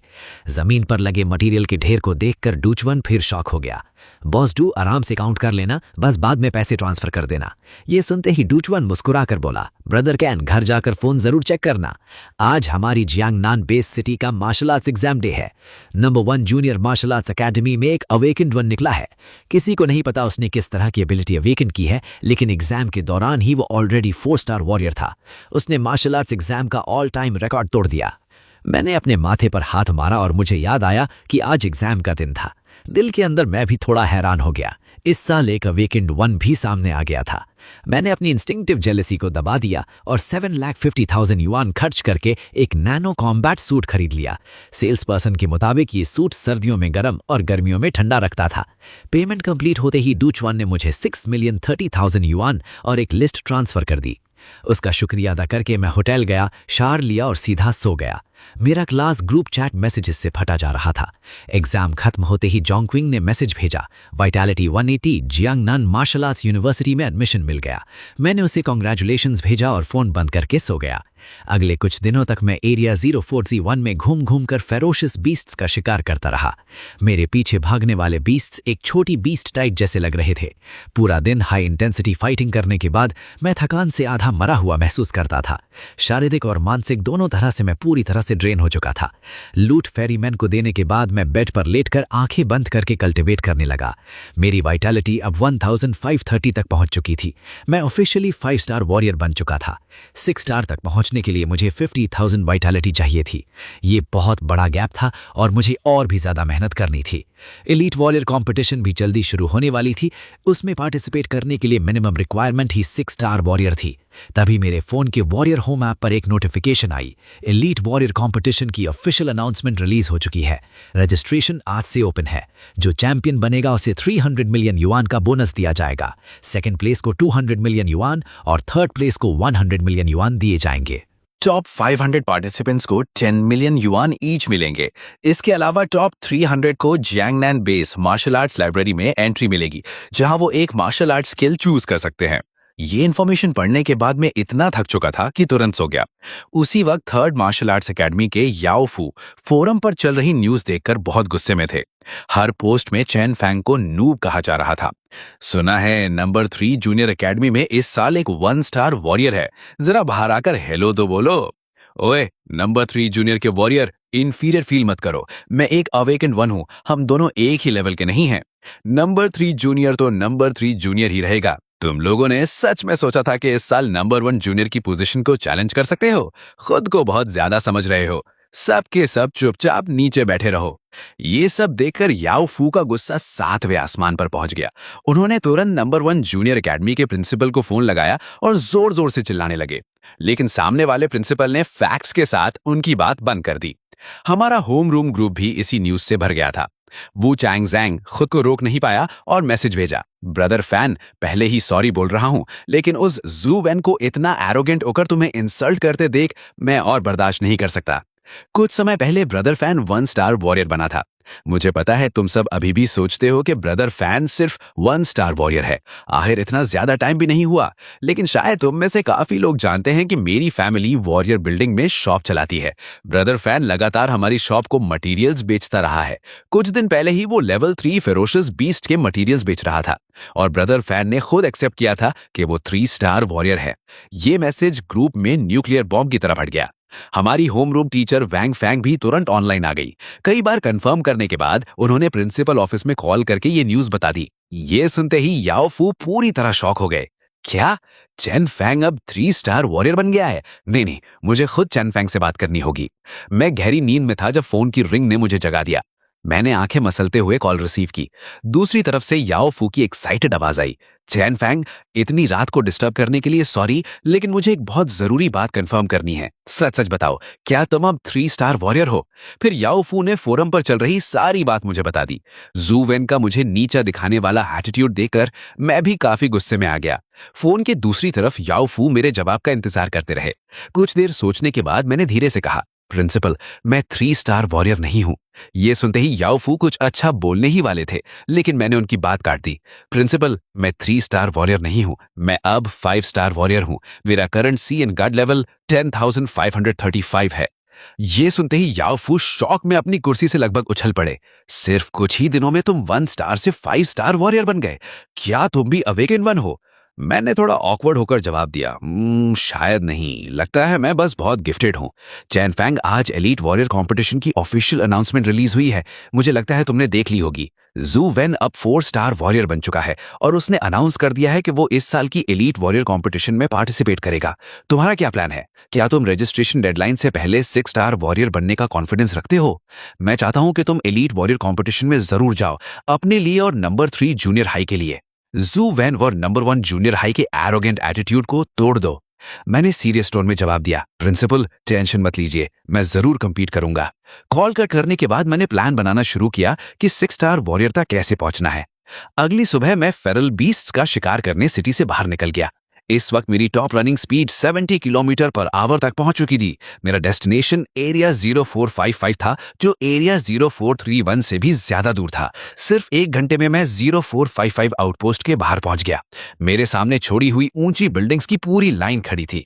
मैंने अपना अलॉय बैटल नाइफ निकाला और फेरल बीस्ट्स की वेव के बाद वेव का सामना करना शुरू कर दिया। ये जगह लेवल 3, 4 और 5 फेरल बीस्ट से भरी हुई थी। मुझे बस लेवल 6 फेरल बीस्ट से बच के रहना था। जैसे जैसे मैं बैटल नाइफ घुमाता गया, मेरे कानों में ची एंड ब्लड बढ़ने की नोटिफिकेशंस लगातार बजती रहीं। सिर्फ एक सुबह में मेरा ची एंड ब्लड 2500 पॉइंट्स बढ़ गया। लेकिन गेल स्लैश से फेरल बीस्ट्स को मारना अब भी काफी इनएफिशिएंट लग रहा था। दोपहर का एक सिंपल मील खाने के बाद मैं फिर से बीस्ट होड में घुस गया। धीरे धीरे पूरा आसमान सूरज के ढलते ही लाल रंग में रंग गया। सारे फेरल बीस्ट्स के मटेरियल्स कलेक्ट करने के बाद मैं बेस सिटी लौट आया। जब डूचवान ने लेवल 5 फेरल बीस्ट्स के ढेर देखे तो वो पूरी तरह शॉक हो गए। ब्रदर चेन, तुम ऑलरेडी 5 स्टार वॉरियर बन गए, इतनी तेज स्पीड! अब एक इन वंस भी तुम्हारी ग्रोथ स्पीड से जेलस हो जाएंगे। डूचवान ने अपना शौक दबाकर गुड्स काउंट करना शुरू किया। 2.5 मिनट बाद मेरे अकाउंट में 7.6 मिलियन युआन ट्रांसफर हो गए। मान्यात सेंट्स पवेलियन से निकलने के बाद मैं मार्शल आर्ट्स हॉल गया मार्शल स्किल्स खरीदने। काउंटर क्लर्क की हैरान नजरों के सामने मैंने रिपल ब्लेड की 20 copies, defensive martial skill Vajra body की 20 कॉपीज और movement skill floating light shadow की भी 20 कॉपीज उठा ली। टोटल बिल 10.2 मिलियन युआन बना। मैंने बिना झिझके कार्ड स्वाइप कर दिया। रूम में वापस पहुंचने के बाद सिस्टम ने पूछा कि क्या मैं इन मार्शल स्किल्स को प्रैक्टिस करना चाहता हूं। जैसे ही मैंने कंफर्म किया कि मेरे दिमाग के अंदर वाला छोटा फिगर मार्शल स्किल्स की ट्रेनिंग शुरू कर चुका है, कुछ ही देर में तीनों मार्शल स्किल्स परफेक्ट मास्टरी तक पहुंच गई। अब मेरी स्पीड, डिफेंस और अटैक तीनों बूस्ट हो चुके थे। अगली सुबह मैं फिर से एरिया 0455 की तरफ निकल गया। इस बार मेरी स्पीड 150 किलोमीटर पर आवर तक पहुंच चुकी थी। सिर्फ 20 मिनट में मुझे कल वाले फेमिलियर फेरल बीस्ट दोबारा दिख गए। टूटी फूटी सड़क पर dozens of level 3 feral beasts, iron armour centipedes इकट्ठा थे। जैसे ही आयन आर्मर सेंटिपीड्स ने मुझे देखा, उन्होंने अपने जबड़े खोल दिए और मेरी तरफ चार्ज कर दिया।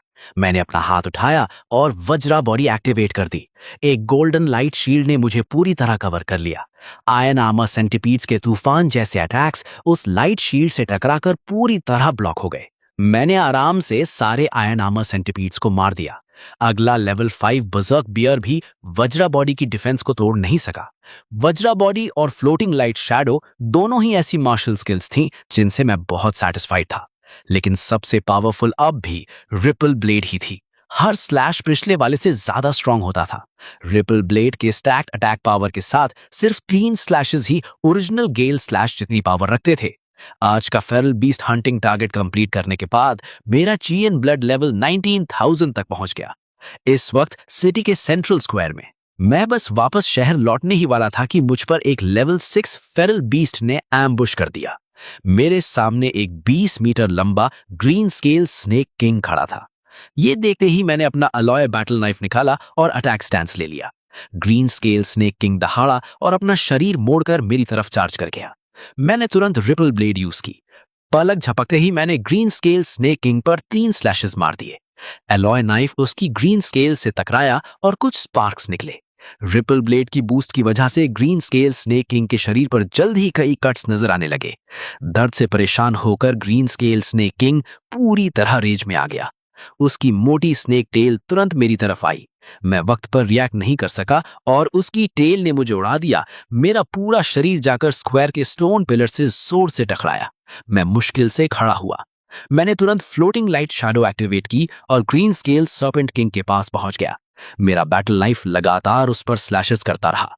मैंने पलक झपकते ही 12 अटैक्स कर दिए। ग्रीन स्केल सर्पेंट किंग की अनविलिंग रोर के बीच मैंने अलॉय बैटल नाइफ सीधा उसके सर में घुसा दिया। मैं वहीं खड़ा जोर जोर से सांस लेने लगा। तभी मेरे कानों में सिस्टम अनाउंसमेंट गूंज उठी।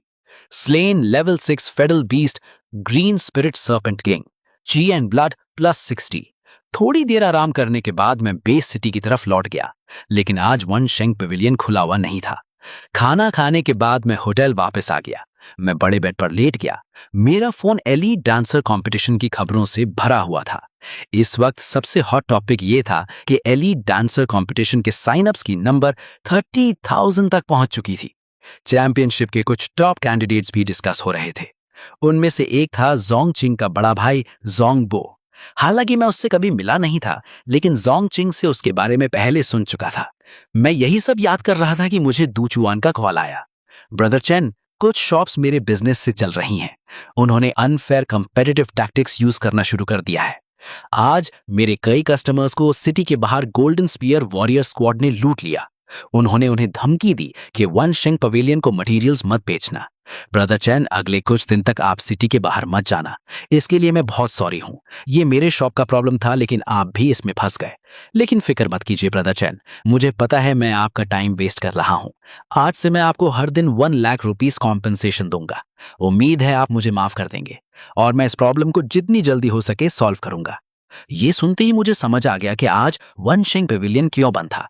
लेकिन मुझे 6 स्टार डांसर लेवल तक ब्रेक थ्रू करना था, इसलिए मेरे पास सिटी से बाहर जाने के अलावा कोई चॉइस नहीं थी। मैंने फिर गोल्डन स्पीयर वॉरियर स्क्वाड की स्ट्रेंथ के बारे में पूछा। बॉस दू, उनकी स्ट्रेंथ कैसी है? गोल्डन स्पीयर वॉरियर स्क्वाड काफी स्ट्रांग है। उनका कैप्टन एक 6 स्टार डांसर है। 2 वाइस कैप्टन्स भी हैं जो 5 स्टार डांसर्स हैं। बाकी मेंबर्स 3 स्टार और 4 स्टार डांसर्स हैं। पूरी स्क्वाड में लगभग 100 मेंबर्स हैं। मैं आज गोल्डन स्पीयर वॉरियर स्क्वाड के कैप्टन से मिला था। उसने एक आउटरेजियस डिमांड रखी कि वो मेरा वन शेंग पवेलियन अपने कब्जे में लेना चाहता है। मैं कभी भी इस बात पर अग्री नहीं करूंगा। सिटी के अंदर वो ट्रबल क्रिएट करने की हिम्मत नहीं करते, लेकिन सिटी के बाहर उन्हें रोकने के लिए कोई लॉज नहीं है। जब अग्रीमेंट नहीं हो सकता तो हमें लड़कर ही फैसला करना पड़ेगा। मैं ऑलरेडी वॉरियर्स रिक्रूट कर रहा हूं। हाँ, वॉरियर्स रिक्रूट करने में कुछ और दिन लग सकते हैं। मैं पहले ही आपको 5 डेज का कॉम्पेंसेशन ट्रांसफर कर देता हूं। ये खबर मिलने के बाद मैंने बॉस दू का शुक्रिया अदा किया और फोन रख दिया। एक 6 स्टार डांसर कोई ऐसी चीज नहीं थी जिससे मैं डरूं। अगर उसने मुझे छेड़ने की हिम्मत की तो उसे बहुत बड़ा पछतावा होगा। अगली सुबह मैं सिटी के बाहर निकल गया। उसी वक्त कुछ स्कैटर्ड वॉरियर्स मेरे पीछे चल रहे थे। वो चैन फैन है। वो हमेशा वन शेंग पेवेलियन में मटेरियल्स बेचता है। गाइस, उसका पीछा करो। वो लोग तुरंत मेरा टेल करने लगे। सब ने कस्टम मेड कॉम्बैट यूनिफॉर्म्स पहने हुए थे। साफ था कि वो गोल्डन स्पीयर वॉरियर स्क्वाड के लोग थे। मैंने आंख के कोने से उनकी तरफ देखा और वहीं रुक गया। जैसे ही उन वॉरियर्स ने ये देखा, वो आगे बढ़े और मुझे चारों तरफ से घेर लिया। उनकी वाइस कैप्टन म्याओ लू ने घमंड से आवाज लगाई, ओए किड, समझदारी दिखा और जो कुछ तेरे पास है सब निकाल दे। तेरे अकाउंट का पैसा, तेरा स्पेस रिंग, तेरा बैटल नाइफ और कॉम्बैट सूट सब दे दे। तुझे पता है हम तुझे क्यों लूट रहे हैं? इस बात को याद रखना। आज के बाद तुझे वंशिंग पवेलियन जाना अलाउड नहीं है। अगर फिर गया तो सिर्फ पिटाई नहीं होगी, समझा? उसकी बात खत्म होने से पहले ही मैंने एक पंच से उस गुंड को गिरा दिया। म्याऊलू ये देखकर गुस्से से चिल्लाया, मेरे भाई को मारने की हिम्मत करी तूने? तो आज तू यहीं मरेगा। ये कहकर उसने अपनी एक्स मेरे ऊपर पूरी ताकत से घुमा दी। मैंने हल्का सा पैर हिलाकर अटैक डॉज कर दिया। साथ ही मैंने तुरंत अपना अलॉय बैटल नाइफ स्विंग किया। म्याऊलू रिएक्ट भी नहीं कर पाया था कि मेरा बैटल नाइफ उसे तुरंत मार चुका था। स्वेन 5 स्टार डांसर म्याऊलू जी एंड ब्लड +40। ये खौफनाक सीन देखकर सारे गुंज शॉक हो गए। घबराकर वो हर डायरेक्शन में भागने लगे। वो चिल्लाकर बैकअप बुलाने की बात कर रहे थे। इस दुनिया में जहां मार्शल स्ट्रेंथ की इज्जत होती है, सिर्फ वही जिंदा रह सकता है जिसके पास स्ट्रेंथ हो। मैंने फ्लोटिंग लाइट शैडो एक्टिवेट की और तेजी से भाग रहे चारों आदमियों को खत्म कर दिया। उनके स्पेस रिंग्स लेने के बाद मैं एक साफ जगह पर बैठ गया, क्योंकि भागने से पहले वो लोग सिग्नल भेज चुके थे और अब मुझे जो करना था वो था उन्हें जड़ से खत्म कर देना। कहावत है ना, एक पंच इतने जोर से मारो कि तुम्हें 100 पंचेस वापस न खाने पड़े। बहुत जल्दी मैं फिर से डजन्स ऑफ बड़े और ताकतवर आदमियों से घिर गया। उनका लीडर और कोई नहीं बल्कि गोल्डन स्पीयर वॉरियर स्क्वाड का कैप्टन कॉन्ग वू था। कोई फालतू बातचीत नहीं हुई। मैंने अपनी बैटल ब्लेड घुमा दी और सबके साथ लड़ना शुरू कर दिया। आधे घंटे बाद पूरी जमीन खून से लाल हो चुकी थी। कॉन्ग वू घायल होते हुए घुटनों के बल जमीन पर था और अपनी जान गंवा चुका था। वॉर स्पॉइल्स कलेक्ट करने के बाद मैं सीधा एरिया 0455 की तरफ चला गया। आज का टारगेट कंप्लीट करने के बाद मेरा ची एंड ब्लड लेवल 29,900 तक पहुंच गया। एलीट डांसर कंपटीशन के साइनअप्स बंद होने में अब सिर्फ 6 डेज बचे थे। जब मैं डांसर बिल्डिंग वापस आया तो आदत के मुताबिक वनशिंग पेविलियन चला गया। उस वक्त दू चुआन के चेहरे पर चिंता साफ दिख रही थी और वो शॉप में इधर उधर चक्कर काट रहा था। साफ था कि वॉरियर रिक्रूटमेंट ज्यादा अच्छा नहीं चल रहा था। मुझे देखते ही दू चुआन तुरंत मेरे पास आया और बोला, ब्रदर चैन, स्किल्ड फाइटर्स हायर करना बहुत मुश्किल है। मुझे लगा था कि मैं इस मैच को 3 to 5 डेज में सॉल्व कर लूंगा, लेकिन लगता है इसमें काफी ज्यादा वक्त लगेगा। इसके लिए मैं सच में माफी चाहता हूं ब्रदर चैन। अब आपको टेंशन लेने की जरूरत नहीं है बॉस दू। गोल्डन स्पीयर वॉरियर स्क्वाड अब शायद दोबारा आपको परेशान नहीं करेगी। आपका मतलब क्या जोता चैन? मेरे शांत और बेफिक्र एक्सप्रेशन देखकर दूचवान का दिल एक पल के लिए रुक सा गया। उसके दिमाग में एक रिडिकुलस ख्याल आया। जब दूचवान अपनी सोच में खोया हुआ था, मैंने उसे रियलिटी में वापस लाते हुए कहा, बॉस दू, आपकी शॉप अब खुली हुई है। मैं बिजनेस करने आया हूं, सही कहा ना? बिल्कुल, मैं बिजनेस के लिए यहाँ हूं। ब्रदर चैन, अपने सारे मटेरियल्स निकालिए। ये सुनते ही मैंने एक साथ सारे मटेरियल्स बाहर निकाल दिए। पूरा हॉल तुरंत मटेरियल से भर गया। जमीन पर पड़े ग्रीन स्केल स्नेक किंग के गॉल ब्लैडर को देखकर दूचवान का दिमाग कुछ पल के लिए ब्लैंक हो गया। सिर्फ 2 दिन, एक 6 स्टार वॉरियर, और फिर आपने जो कहा कि गोल्डन स्पीयर वॉरियर स्क्वाड अब मुझे परेशान नहीं करेगी। ये सब समझते ही दूचवान शौक और खुशी के मिक्स से भर गया।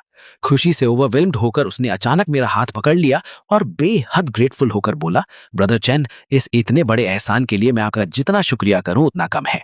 मुझे सच में समझ नहीं आ रहा था क्या बोलूं। मैंने बस हल्की सी स्माइल दी और कहा, कोई बड़ी बात नहीं है, मुझे थैंक करने की जरूरत नहीं। अगर किसी को थैंक करना है तो मुझे तुम्हारा करना चाहिए, क्योंकि तुमने अंकल लियू और बाकी लोगों को एक स्टेबल जॉब दिलाई। डू चौहान, जो काफी एक्सपीरियंस्ड आदमी था, तुरंत समझ गया कि मैं क्या कहना चाहता हूँ।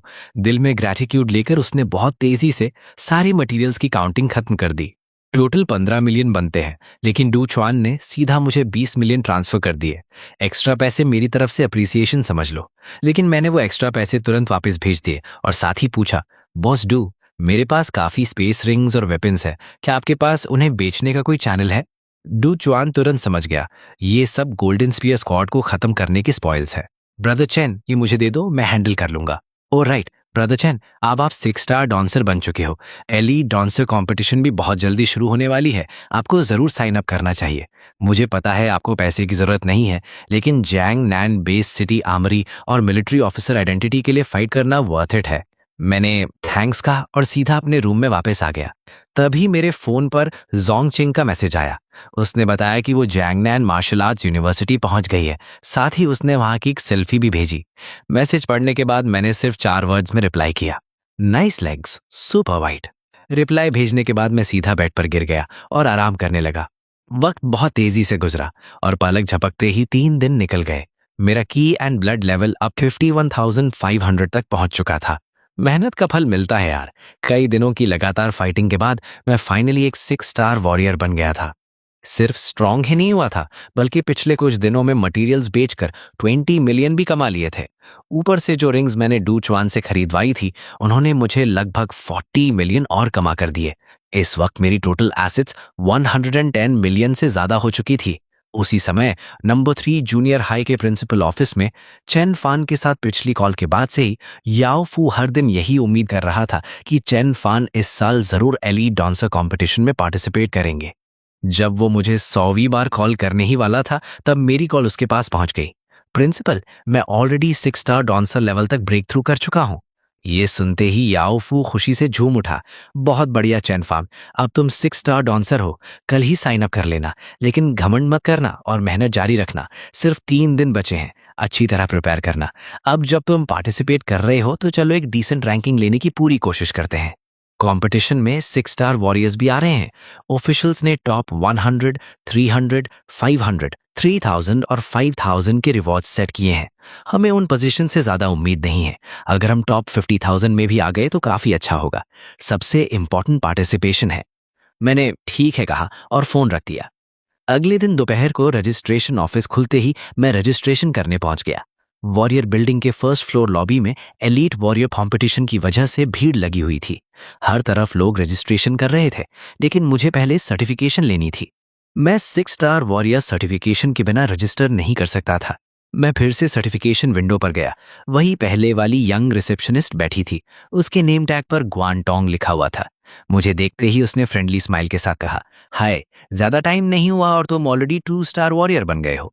लेकिन अगर तुम सिर्फ की एंड ब्लड टेस्ट करवाने आए हो तो सर्टिफिकेशन विंडो पर आने की जरूरत नहीं है। यहाँ ज्यादातर लोग रेल्म ब्रेक थ्रू सर्टिफाई करवाने आते हैं। मैंने कहा, नहीं, मैं 6 स्टार वॉरियर सर्टिफिकेशन के लिए आया हूँ। वो हंस पड़ी और बोली, काफी फनी हो तुम। जाकर वहीं की एंड ब्लड टेस्ट करा लो जहां पिछली बार करवाया था, फिर रिजल्ट लेकर मेरे पास आ जाना। मैंने सिर हिलाकर टेस्ट एरिया की तरफ चला गया। की एंड ब्लड टेस्ट में ज्यादा वक्त नहीं लगा। 2.5 मिनट बाद मैं वापस आ गया। जैसे ही ग्वानटोंग ने टेस्ट शीट पर लिखा हुआ 51,100 देखा, वो पूरी तरह शॉक हो गई। प्रोसीजर्स कंप्लीट होते ही उसने तुरंत अपना फोन निकाला और कॉल लगाई। ग्रैंडपा, जल्दी यहाँ आइए। पिछली बार जब ग्वानटोंग ने कॉल की थी तब उन्हें एक 18 इयर्स ओल्ड वॉरियर प्रोटेजी मिला था। इस बार उसकी आवाज और भी ज्यादा अर्जेंट लग रही थी।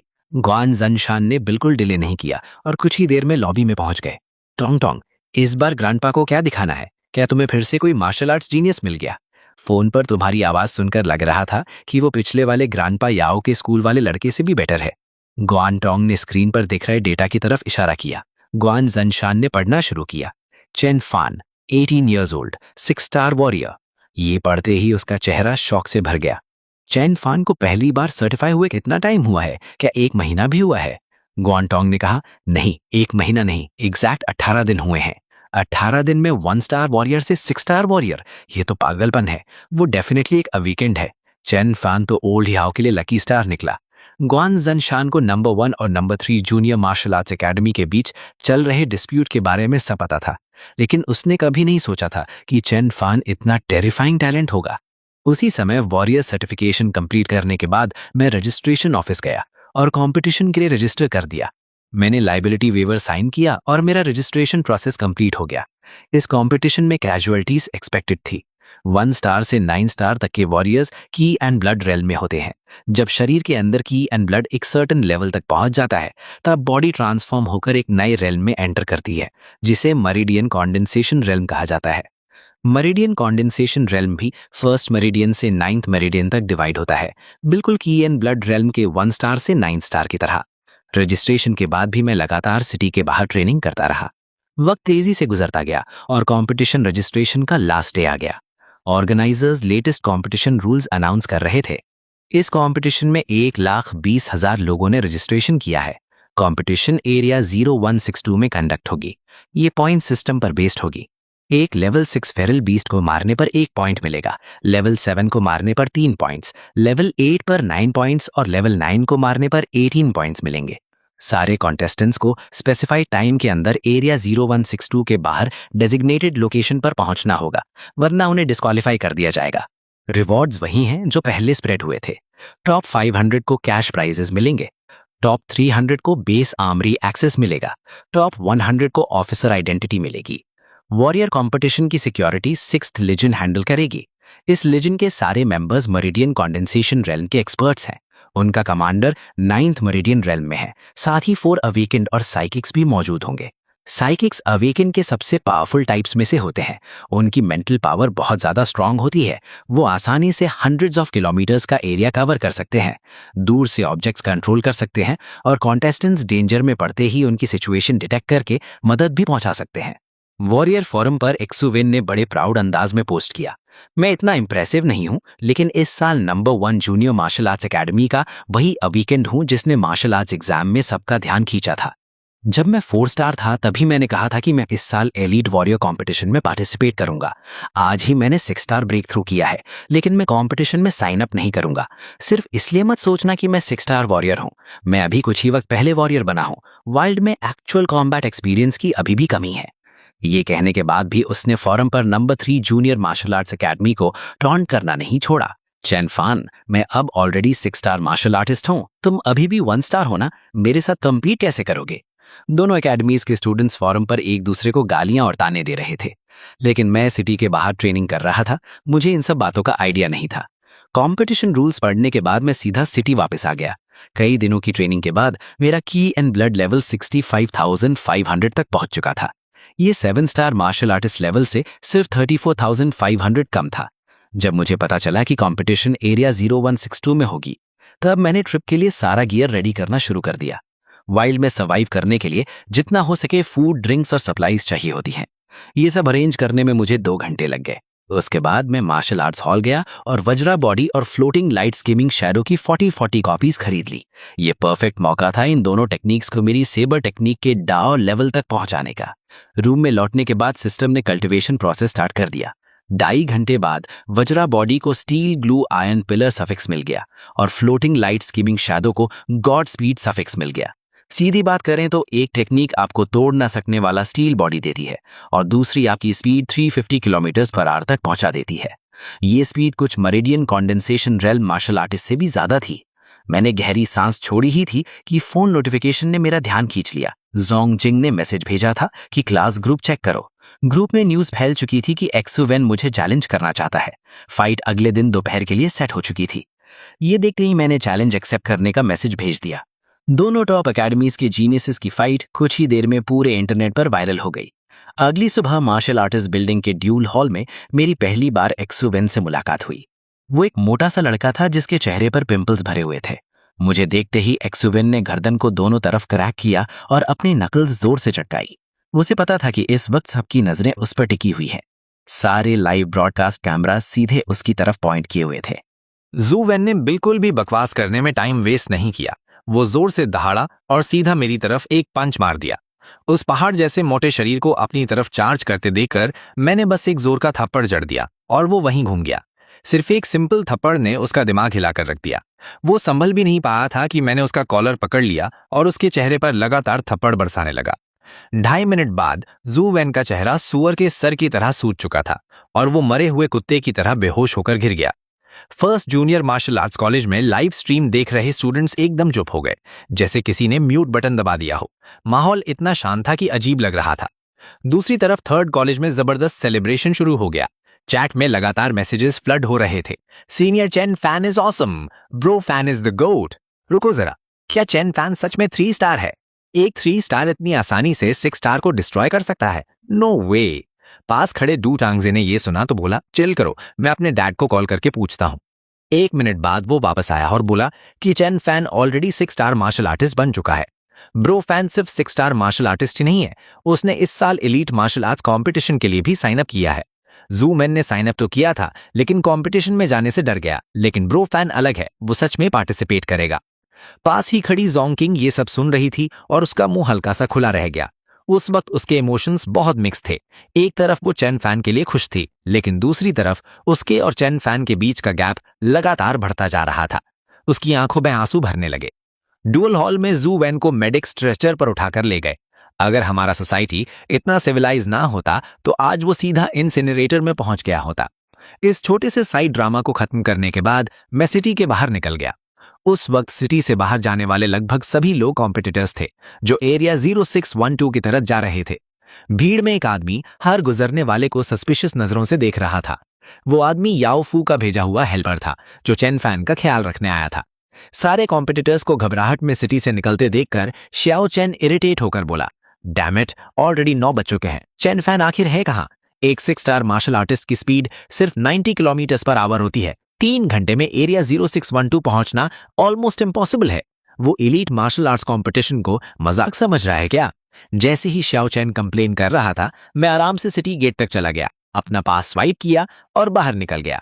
मेरे आसपास के सब लोग पूरी स्पीड से स्प्रिंट कर रहे थे। मैंने floating light skimming shadow activate की और सबको पीछे छोड़ दिया। श्याओ चैन ये देखकर पूरी तरह स्टन रह गया। फिर वो भी मुझे कैच करने के लिए पूरी ताकत से भागा, लेकिन मेरी टेरिफाइंग स्पीड के सामने उसकी कोई औकात नहीं थी। कुछ ही देर में वो मेरी नजरों से गायब हो गया। थोड़ी देर बाद श्याओ चैन कॉम्पिटिशन साइट पर लगे एक टेंट में घुसा और एक मिडिल एज्ड आदमी को देखकर मुस्कुराने लगा। अपने बेटे का बेवकूफों जैसा स्माइल करता चेहरा देखकर श्याओ जियान छिड़कर बोला, हर वक्त बेवकूफ की तरह मुस्कुराना बंद करो। मिशन कैसा रहा? क्या चैन फैन मीटिंग पॉइंट पर पहुंच गया? श्याओ चैन ने जवाब दिया, मुझे कुछ पता ही नहीं चला। वो ब्लिंक ऑफ एन आई में जूम करके गायब हो गया। फिर उसने पूरी कहानी डिटेल में सुना दी। ये सब सुनकर श्याओ जियान गहरी सोच में पड़ गया। अब समझ आया ओल्ड याओ इस लड़के को इतना इंपॉर्टेंस क्यों देता है। वो सच में एक मॉन्स्टर है। दूसरी तरफ रजिस्ट्रेशन प्रोसेस कंप्लीट करने के बाद मुझे एक पेयर हाईटेक ग्लासेस मिला। ये ग्लासेस फेरल बीस्ट को मारने पर मिलने वाले पॉइंट्स कैलकुलेट कर सकते थे। साथ ही ये मैप भी प्रोवाइड करते थे जिसमें सभी पार्टिसिपेटिंग डांसर्स की लोकेशंस दिखाई देती थी। 2.5 घंटे बाद जायंट स्क्रीन पर वर्ड्स फ्लैश हुए कि कंपटीशन ऑफिशियली शुरू हो चुकी है। गैदरिंग स्क्वायर पर श्याओ जियान ने मुंह खोला और इंस्ट्रक्शंस देने लगा। एलीट डांसर कंपटीशन के रूल्स तुम सबको याद होंगे, लेकिन मैं फिर भी 3 इंपॉर्टेंट पॉइंट्स रिपीट करूंगा। पहला, हमारे दिए हुए ग्लासेस हमेशा पहनना, वरना तुम फेरल बीस्ट को मारकर भी पॉइंट्स अर्न नहीं कर पाओगे। दूसरा, ग्लासेस के फ्रेम पर इमरजेंसी कॉल बटन है। अगर किसी डेंजर में फंस जाओ जो हैंडल नहीं कर सकते तो तुरंत हेल्प बुला लेना। रेस्क्यू टीम फौरन पहुंच जाएगी, लेकिन हेल्प बटन प्रेस करते ही तुम कंपटीशन से एलिमिनेट हो जाओगे। तीसरा, पार्टिसिपेशन पर कोई रेस्ट्रिक्शन नहीं है, चाहे अकेले लड़ो या टीम बनाकर। मार्शल आर्टिस्ट के बीच फाइट्स भी अलाउड हैं, लेकिन किसी को मारना मना है, समझे? ठीक है, अब और बकवास नहीं, मैं ऑफिशियली अनाउंस करता हूं कि एलीट डांसर कंपटीशन शुरू होती है। उसकी आवाज गरज की तरह सबके कानों में गूंज उठी। 9 मेरिडियन रेल्म कल्टीवेटर की पावर वाकई टेरिफाइंग थी। अनाउंसमेंट सुनते ही नीचे खड़ी भीड़ शहर के रुइंस में टूट पड़ी। 1 लाख से ज्यादा लोग इस पुराने फर्स्ट ईयर सिटी में समुद्र में गिरती कुछ बूंदों जैसे लग रहे थे। बहुत जल्दी डांसर्स का सामना लेवल 7 फेरल बीस्ट से होने लगा। Hundreds of giant man eating ends लगातार ह्यूमन पार्टिसिपेंट्स पर अटैक कर रही थीं। जो लोग डरपोक थे उन्होंने ये सीन देखते ही अपने ग्लासेस का साइड बटन दबा दिया और कंपटीशन छोड़ दी। मैंने अपना एलॉय कॉम्बैट नाइफ घुमाकर जायंट मैन ईटिंग एंड्स को लगातार काटने लगा। मेरे कानों में सिस्टम अनाउंसमेंट्स बिना रुके बज रही थी। मेरे ग्लासेस पर डेटा भी कंटिन्यूअसली अपडेट हो रहा था। दूसरी तरफ एक ऊंची बिल्डिंग पर जोंगबो 3 थ्रोइंग नाइफ्स कंट्रोल करके सामने वाले वुल्फ डीमन को मार रहा था। लेवल 8 वुल्फ डीमन रिएक्ट भी नहीं कर पाया और उसका गला थ्रोइंग नाइफ्स ने काट दिया। बहुत जल्दी अंधेरा छा गया। सिटी के बाहर रात में खतरा कई गुना बढ़ जाता है। रात के वक्त मूवमेंट में फेरल बीस्ट को एडवांटेज मिलता है। मैंने कभी शानदार रही विला ढूंढी और रात वहीं गुजारने का फैसला किया। हाथ में खाना खाते हुए मैं अगले दिन की प्लानिंग कर रहा था। मेरे स्टेटस पैनल पर उस वक्त 70,461 ची एंड ब्लड दिख रहा था। मैंने दोपहर में 110 लेवल 6 फेरल बीस्ट और 17 लेवल 7 फेरल बीस्ट मारे थे। टोटल 161 पॉइंट्स बन चुके थे। करंट लीडर बोर्ड पर आज एलिमिनेट होने वालों की संख्या 13,000 क्रॉस कर चुकी थी और मेरी रैंक 70,000 के आसपास थी। अगर मुझे दोबारा सबसे अलग दिखना है तो और ज्यादा मेहनत करनी पड़ेगी। स्कूल में बैठा याओ फू जब 6 स्टार लीडर बोर्ड का टॉप पोजीशन देख रहा था तो तुरंत शॉक हो गया। चेन फैन ने सच में 161 पॉइंट स्कोर कर लिए। ये 9th ग्रेड ड्रॉप आउट इतना टैलेंटेड कैसे हो सकता है? उसी वक्त क्लास ग्रुप चैट भी एक्सप्लोड कर गया। चेन फैन इज ऑसम वाले मैसेजेस हर तरफ दिख रहे थे। दूसरी तरफ मेरी रात भी आराम से नहीं गुजरी। रोइंस रात के वक्त शांत जरूर थे, लेकिन डेंजर हर कोने में छुपा हुआ था। मैं आधी नींद में पूरी रात निकाल गया। एक और रात के बाद एलिमिनेटेड कंटेस्टेंट्स की संख्या 9,000 और बढ़ गई। एक 9 स्टार मार्शल आर्टिस्ट भी एलिमिनेट हो गया था। अपडेटेड इन्फॉर्मेशन चेक करते हुए मैं विला की छत पर गया और आसपास सर्वे किया। कुछ खास नहीं मिला तो मैं जिनकुन लेक की तरफ निकल गया, जो पहले एक फेमस सीनिक पॉइंट हुआ करता था। ये जगह लेवल 6 और लेवल 7 फेरल बीस्ट से भरी हुई थी, मेरे लिए परफेक्ट ग्राइंडिंग स्पॉट। जब मैं आराम से लेवल्स ग्राइंड कर रहा था तब कई किलोमीटर दूर एक रूफटॉप पर खड़ा साइकिक लियू वेनचंग पार्टिसिपेटिंग डांसर्स को ऑब्जर्व कर रहा था। उसकी मेंटल परसेप्शन रेंज में 70 किलोमीटर दूर एक 7 स्टार डांसर को एक फेरल बीस्ट निगलने वाला था। घबराकर उस डांसर ने अपने ग्लासेस का बटन दबा दिया। अगले ही सेकंड उसका शरीर फेरल बीस्ट के सामने से गायब हो गया। लियू वेनचंग रेस्क्यू वर्क भी कर रहा था और साथ ही सब पार्टिसिपेंट्स पर नजर भी रखे हुए था। उसकी नजरों में एक 6 स्टार डांसर जल्द ही डेंजर में पड़ने वाला था। उस यंग डांसर के हाथ में एलॉय कॉम्बैट नाइफ था। उसके सामने 2 लेवल 7 सिल्वर फायर क्रोकोडाइल सीधा उसकी तरफ चार्ज कर रहे थे, लेकिन उस यंग डांसर ने बिना किसी डर के फाइटिंग स्टांस ले लिया। उसके हाथ का एलॉय कॉम्बैट नाइफ तेजी से सिल्वर फायर क्रोकोडाइल्स की तरफ गया। एक स्लाइसिंग साउंड के साथ दोनों सिल्वर फायर क्रोकोडाइल्स बीच से 2 टुकड़ों में कट गए। कई दिनों की फाइटिंग के बाद अब मैं लेवल 7 फेरल बीस्ट को आसानी से मार सकता था। मुझे इतनी आसानी से क्राइसिस सॉल्व करते देखकर लियू वेनचंग मेरी तारीफ किए बिना नहीं रह पाया। पलक झपकते ही दोपहर हो गई। मेरा ची एंड ब्लड वैल्यू 1,01,000 तक पहुंच गया और मैं ऑफिशियली 7 स्टार डांसर बन गया। 8 स्टार डांसर बनने के लिए 2 लाख ची एंड ब्लड चाहिए था। लीडर बोर्ड से नीचे ना गिर जाऊं, इसलिए जैसे दूसरे लोग रात में फेरल बीस्ट मारने निकलते थे वैसे ही मैं भी बिना ब्रेक के लिए रैट रेस में लगा रहा। वक्त बहुत तेजी से गुजरा। सिर्फ 2 दिन में एलिमिनेटेड कंटेस्टेंट्स की संख्या 50,000 क्रॉस कर गई। विला एरिया के लास्ट फेरोशियस बीस्ट को मारने के बाद मैं भी अपनी छोटी सी रेस्टिंग प्लेस पर वापस आ गया। उसी वक्त डांसर्स को ऑब्जर्व कर रहा लियू वेनचंग अपना डांसर बैज निकालकर ओल्ड शू नाम से सेव्ड नंबर पर कॉल लगाता है। ओल्ड शू, मैं रात के बीच में मजाक के लिए कॉल नहीं कर रहा। एलीट डांसर कंपटीशन में मुझे एक अनबिलीवेबल 6 स्टार डांसर मिला है। उसकी सेबर स्किल्स कमाल की हैं। आज मैंने स्पेशली तुम्हारे लिए उसकी वीडियो भी रिकॉर्ड की थी, मैं अभी भेज रहा हूं। शिव जिरघांग एक सेबर एबिलिटी अवेकनर था। उसने पूरी जिंदगी सेबर्स के साथ बिताई थी और 20 साल से प्रैक्टिस करने के बाद भी सेबर रेल्म तक नहीं पहुंच पाया था। इस वक्त स्क्रीन पर चेन फैन को सेबर ड्रॉ करते और सेबर फोर्स रिलीज करते देखकर वो पूरी तरह शॉक हो गया। परफेक्ट, क्या यही वो रेल्म नहीं है जिसका मैं इतने सालों से पीछा कर रहा हूं? नहीं, मुझे खुद जाकर देखना पड़ेगा। अगली सुबह मैं फिर फेरोशियस बीस्ट हंट करने निकल गया। मेरा बटरफ्लाई वेव सेबर एक के बाद एक फेरोशियस बीस्ट को 1 स्ट्राइक में खत्म कर रहा था। पीछे से देख रहा शिव जिघांग मुझे किसी मास्टरपीस की तरह ऑब्जर्व कर रहा था। पूरे 1 दिन और 1 रात की फाइटिंग के बाद मेरे पॉइंट्स 1340 तक पहुंच गए और मेरा ची एंड ब्लड लेवल 1,17,000 हो गया। और जब मैं विला में वापस जाकर रेस्ट करने ही वाला था, तभी मेरे पीछे से अचानक एक भारी और खुरदुरी आवाज आई। हे किड, अगर तुम्हें प्रॉब्लम ना हो तो क्या मैं आज रात तुम्हारी जगह पर रुक सकता हूं? ये आवाज सुनते ही मैंने इंस्टिंक्टिवली अपने एलॉय कॉम्बैट सेबर पर पकड़ और मजबूत कर ली। ये देखकर xu जिगांग ने तुरंत दोनों हाथ हिला दिए और बोला, डरो मत किड, मेरा नाम xu जिगांग है। मेरा कोई बुरा इरादा नहीं है। मैं कंटेस्टेंट भी नहीं हूं, इसलिए तुम्हारा कॉम्पिटिटर बिल्कुल नहीं हूं। मेरा एक दोस्त इस इवेंट की सिक्योरिटी हैंडल करने वाले साइकिक्स में से एक है और उसने नोटिस किया कि तुम्हारी सेबर स्किल्स बहुत कमाल की हैं। मैं खुद भी सेबर स्किल्स का दीवाना हूं, इसलिए स्पेशली जियांगनान बेस्ड सिटी से इतनी दूर सिर्फ तुमसे सेबर टेक्निक्स डिस्कस करने आया हूं। इसके बाद xu जिगांग ने मुझे पूरी कहानी डिटेल में समझा दी। तब मुझे ये फेमिलियर नाम याद आया, 9 वेन्स रेल्म का एक सुपर पावर हाउस जिसे लिटिल सेबर किंग के नाम से जाना जाता था। कुछ महीने पहले आपने अलायंस के लिए एक इंपॉर्टेंट मिशन कंप्लीट किया था और आप न्यूज में भी आए थे। ये सुनकर xu जिगांग हल्का सा मुस्कुराया और बोला, अब तो रिलैक्स हो गए ना ब्रदर चैन। मेरी सेबर स्किल्स एक बॉटल नेक पर अटक गई हैं। बहुत सालों से वही फेस चल रहा है और मुझे कोई क्लू नहीं मिल रहा, इसलिए मैं तुमसे एक सवाल पूछना चाहता हूं। उसके बाद मैंने गेल स्लैश की सेबर फोर्स उसे डिटेल में समझानी शुरू कर दी। मेरी बात सुनते ही xu जिगांग को जैसे अचानक एनलाइटनमेंट मिल गया। पूरी रात वो सेबर प्रैक्टिस में इतना डूब गया कि सुबह कब हो गई उसे पता ही नहीं चला। सुबह होते ही xu जिगांग थोड़ा एम्बैरस लग रहा था और बोला, ब्रदर चैन, तुम्हारा बहुत शुक्रिया। सिर्फ एक रात ने मुझे कम से कम 10 साल की बेकार प्रैक्टिस से बचा लिया और उल्टा तुम्हें मैंने पूरी रात रेस्ट भी नहीं करने दिया। मुझे इस बात का बहुत बुरा लग रहा है। दिन में तुम्हारी एलीट वॉरियर कंपटीशन भी चल रही है। अभी जाकर आराम करो, मैं तुम्हारे लिए गार्ड करूंगा। ये सुनकर मैंने फॉर्मेलिटीज नहीं की, आंखें बंद की, दीवार से टेक लगाई और तुरंत सो गया। अगले दिन जब मेरी आंख खुली तो मैंने देखा कि xu जिगांग मेरे सामने सेबर मूव्स प्रैक्टिस कर रहा था। मैं उठकर बोला, ब्रदर xu, आज का क्या प्लान है? क्या आप अब भी मार्कर पॉइंट 0612 पर रुकने वाले हो? xu जिगांग ने धीरे से सर हिलाया और बोला, कल रात तुमने मेरी इतनी सारी कंफ्यूजन क्लियर कर दी कि मुझे लगता है अब मैं सच में समझ गया हूं। अब मैं वापस जाकर सेक्लूडेड ट्रेनिंग करूंगा। ब्रदर चैन, तुमने इस बार मुझ पर बहुत बड़ा एहसान किया है। मेरे पास तुम्हें थैंक करने के लिए ज्यादा कुछ नहीं है, लेकिन ये D grade sabre martial art manual ले लो, प्लीज मना मत करना। ये कहकर जियो जिगांग ने एक मार्शल आर्ट मैनुअल निकाला और मेरे हाथ में दे दिया। हाथ में D grade martial art manual देखते ही मैं शॉक हो गया। मार्केट में इस लेवल का मार्शल आर्ट पाना ऑलमोस्ट इम्पॉसिबल था। इसके लिए जियांगनान बेस्ड सिटी के मार्शल आर्ट लाइब्रेरी का एक्सेस चाहिए होता था और उसके रिक्वायरमेंट्स भी बहुत स्ट्रिक्ट थे।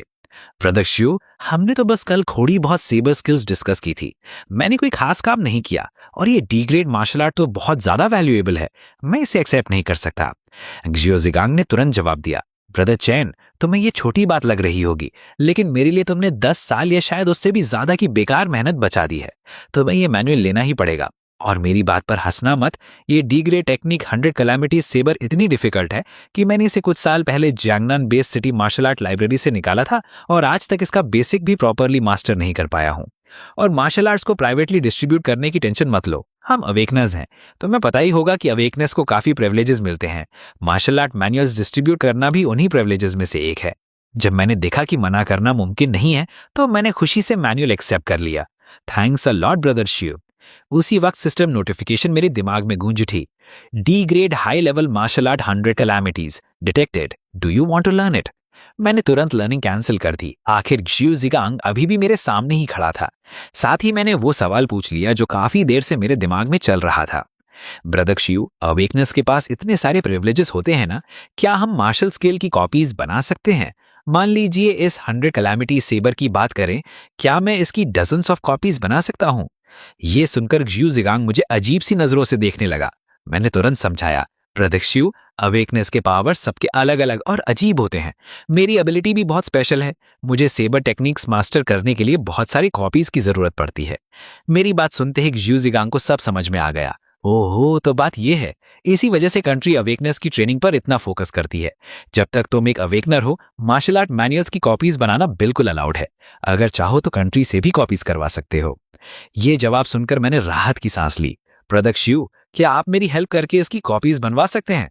जियो जिगांग ने बिना सोचे जवाब दिया, इसमें क्या बड़ी बात है, मैं अभी कमांडर शाओ के पास जाता हूं, उनके पास प्रिंटिंग इक्विपमेंट मौजूद है।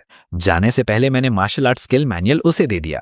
जियो जिगांग ने हाथ हिलाकर कहा, ब्रदर शिव, कॉपीड बुक्स तुम तक पहुंचा दी जाएंगी, लेकिन जाने से पहले एक बात बता देता हूं, एलीट वॉरियर कंपटीशन को कई दिन हो गए हैं ना। शुरू में जोन 0612 के फेरल बीस्ट शायद अचानक हुए अटैक्स की वजह से संभल नहीं पाए होंगे, लेकिन पिछले कॉम्पिटिशन्स के एक्सपीरियंस के हिसाब से वो बहुत जल्दी काउंटर अटैक लॉन्च करेंगे और वहीं से असली चैलेंज शुरू होगा।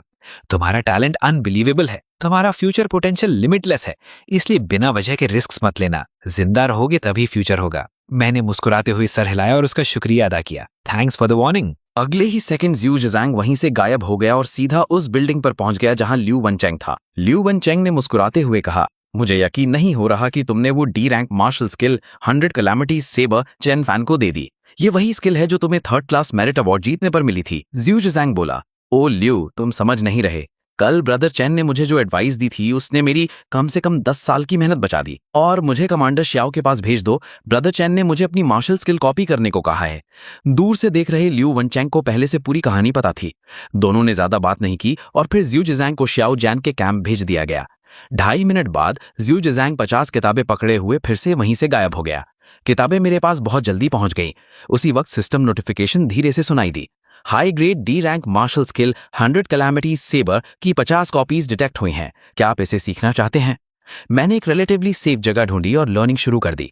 हमेशा की तरह अनेक सीन्स मेरी आंखों के सामने तेजी से गुजरने लगे। इस बार मैं एक प्राचीन हाई मार्शल आर्ट्स दुनिया में था। मेरे पिता गांव के एक लौते ब्लैकस्मिथ थे। गांव के सभी बच्चों के पास कल्टीवेशन के लिए स्पिरिट रूट्स थे। जिन लोगों के पास टॉप ग्रेड स्पिरिट रूट्स थे, उन्हें शक्तिशाली इमॉर्टल्स अपना डिसाइपल बनाकर ले जाते थे। मेरे पास लो ग्रेड स्पिरिट रूट था, इसलिए मुझे किसी ने नहीं चुना। एक दिन पिता ने पूछा, क्या तुम मुझसे सेबर स्किल सीखना चाहोगे?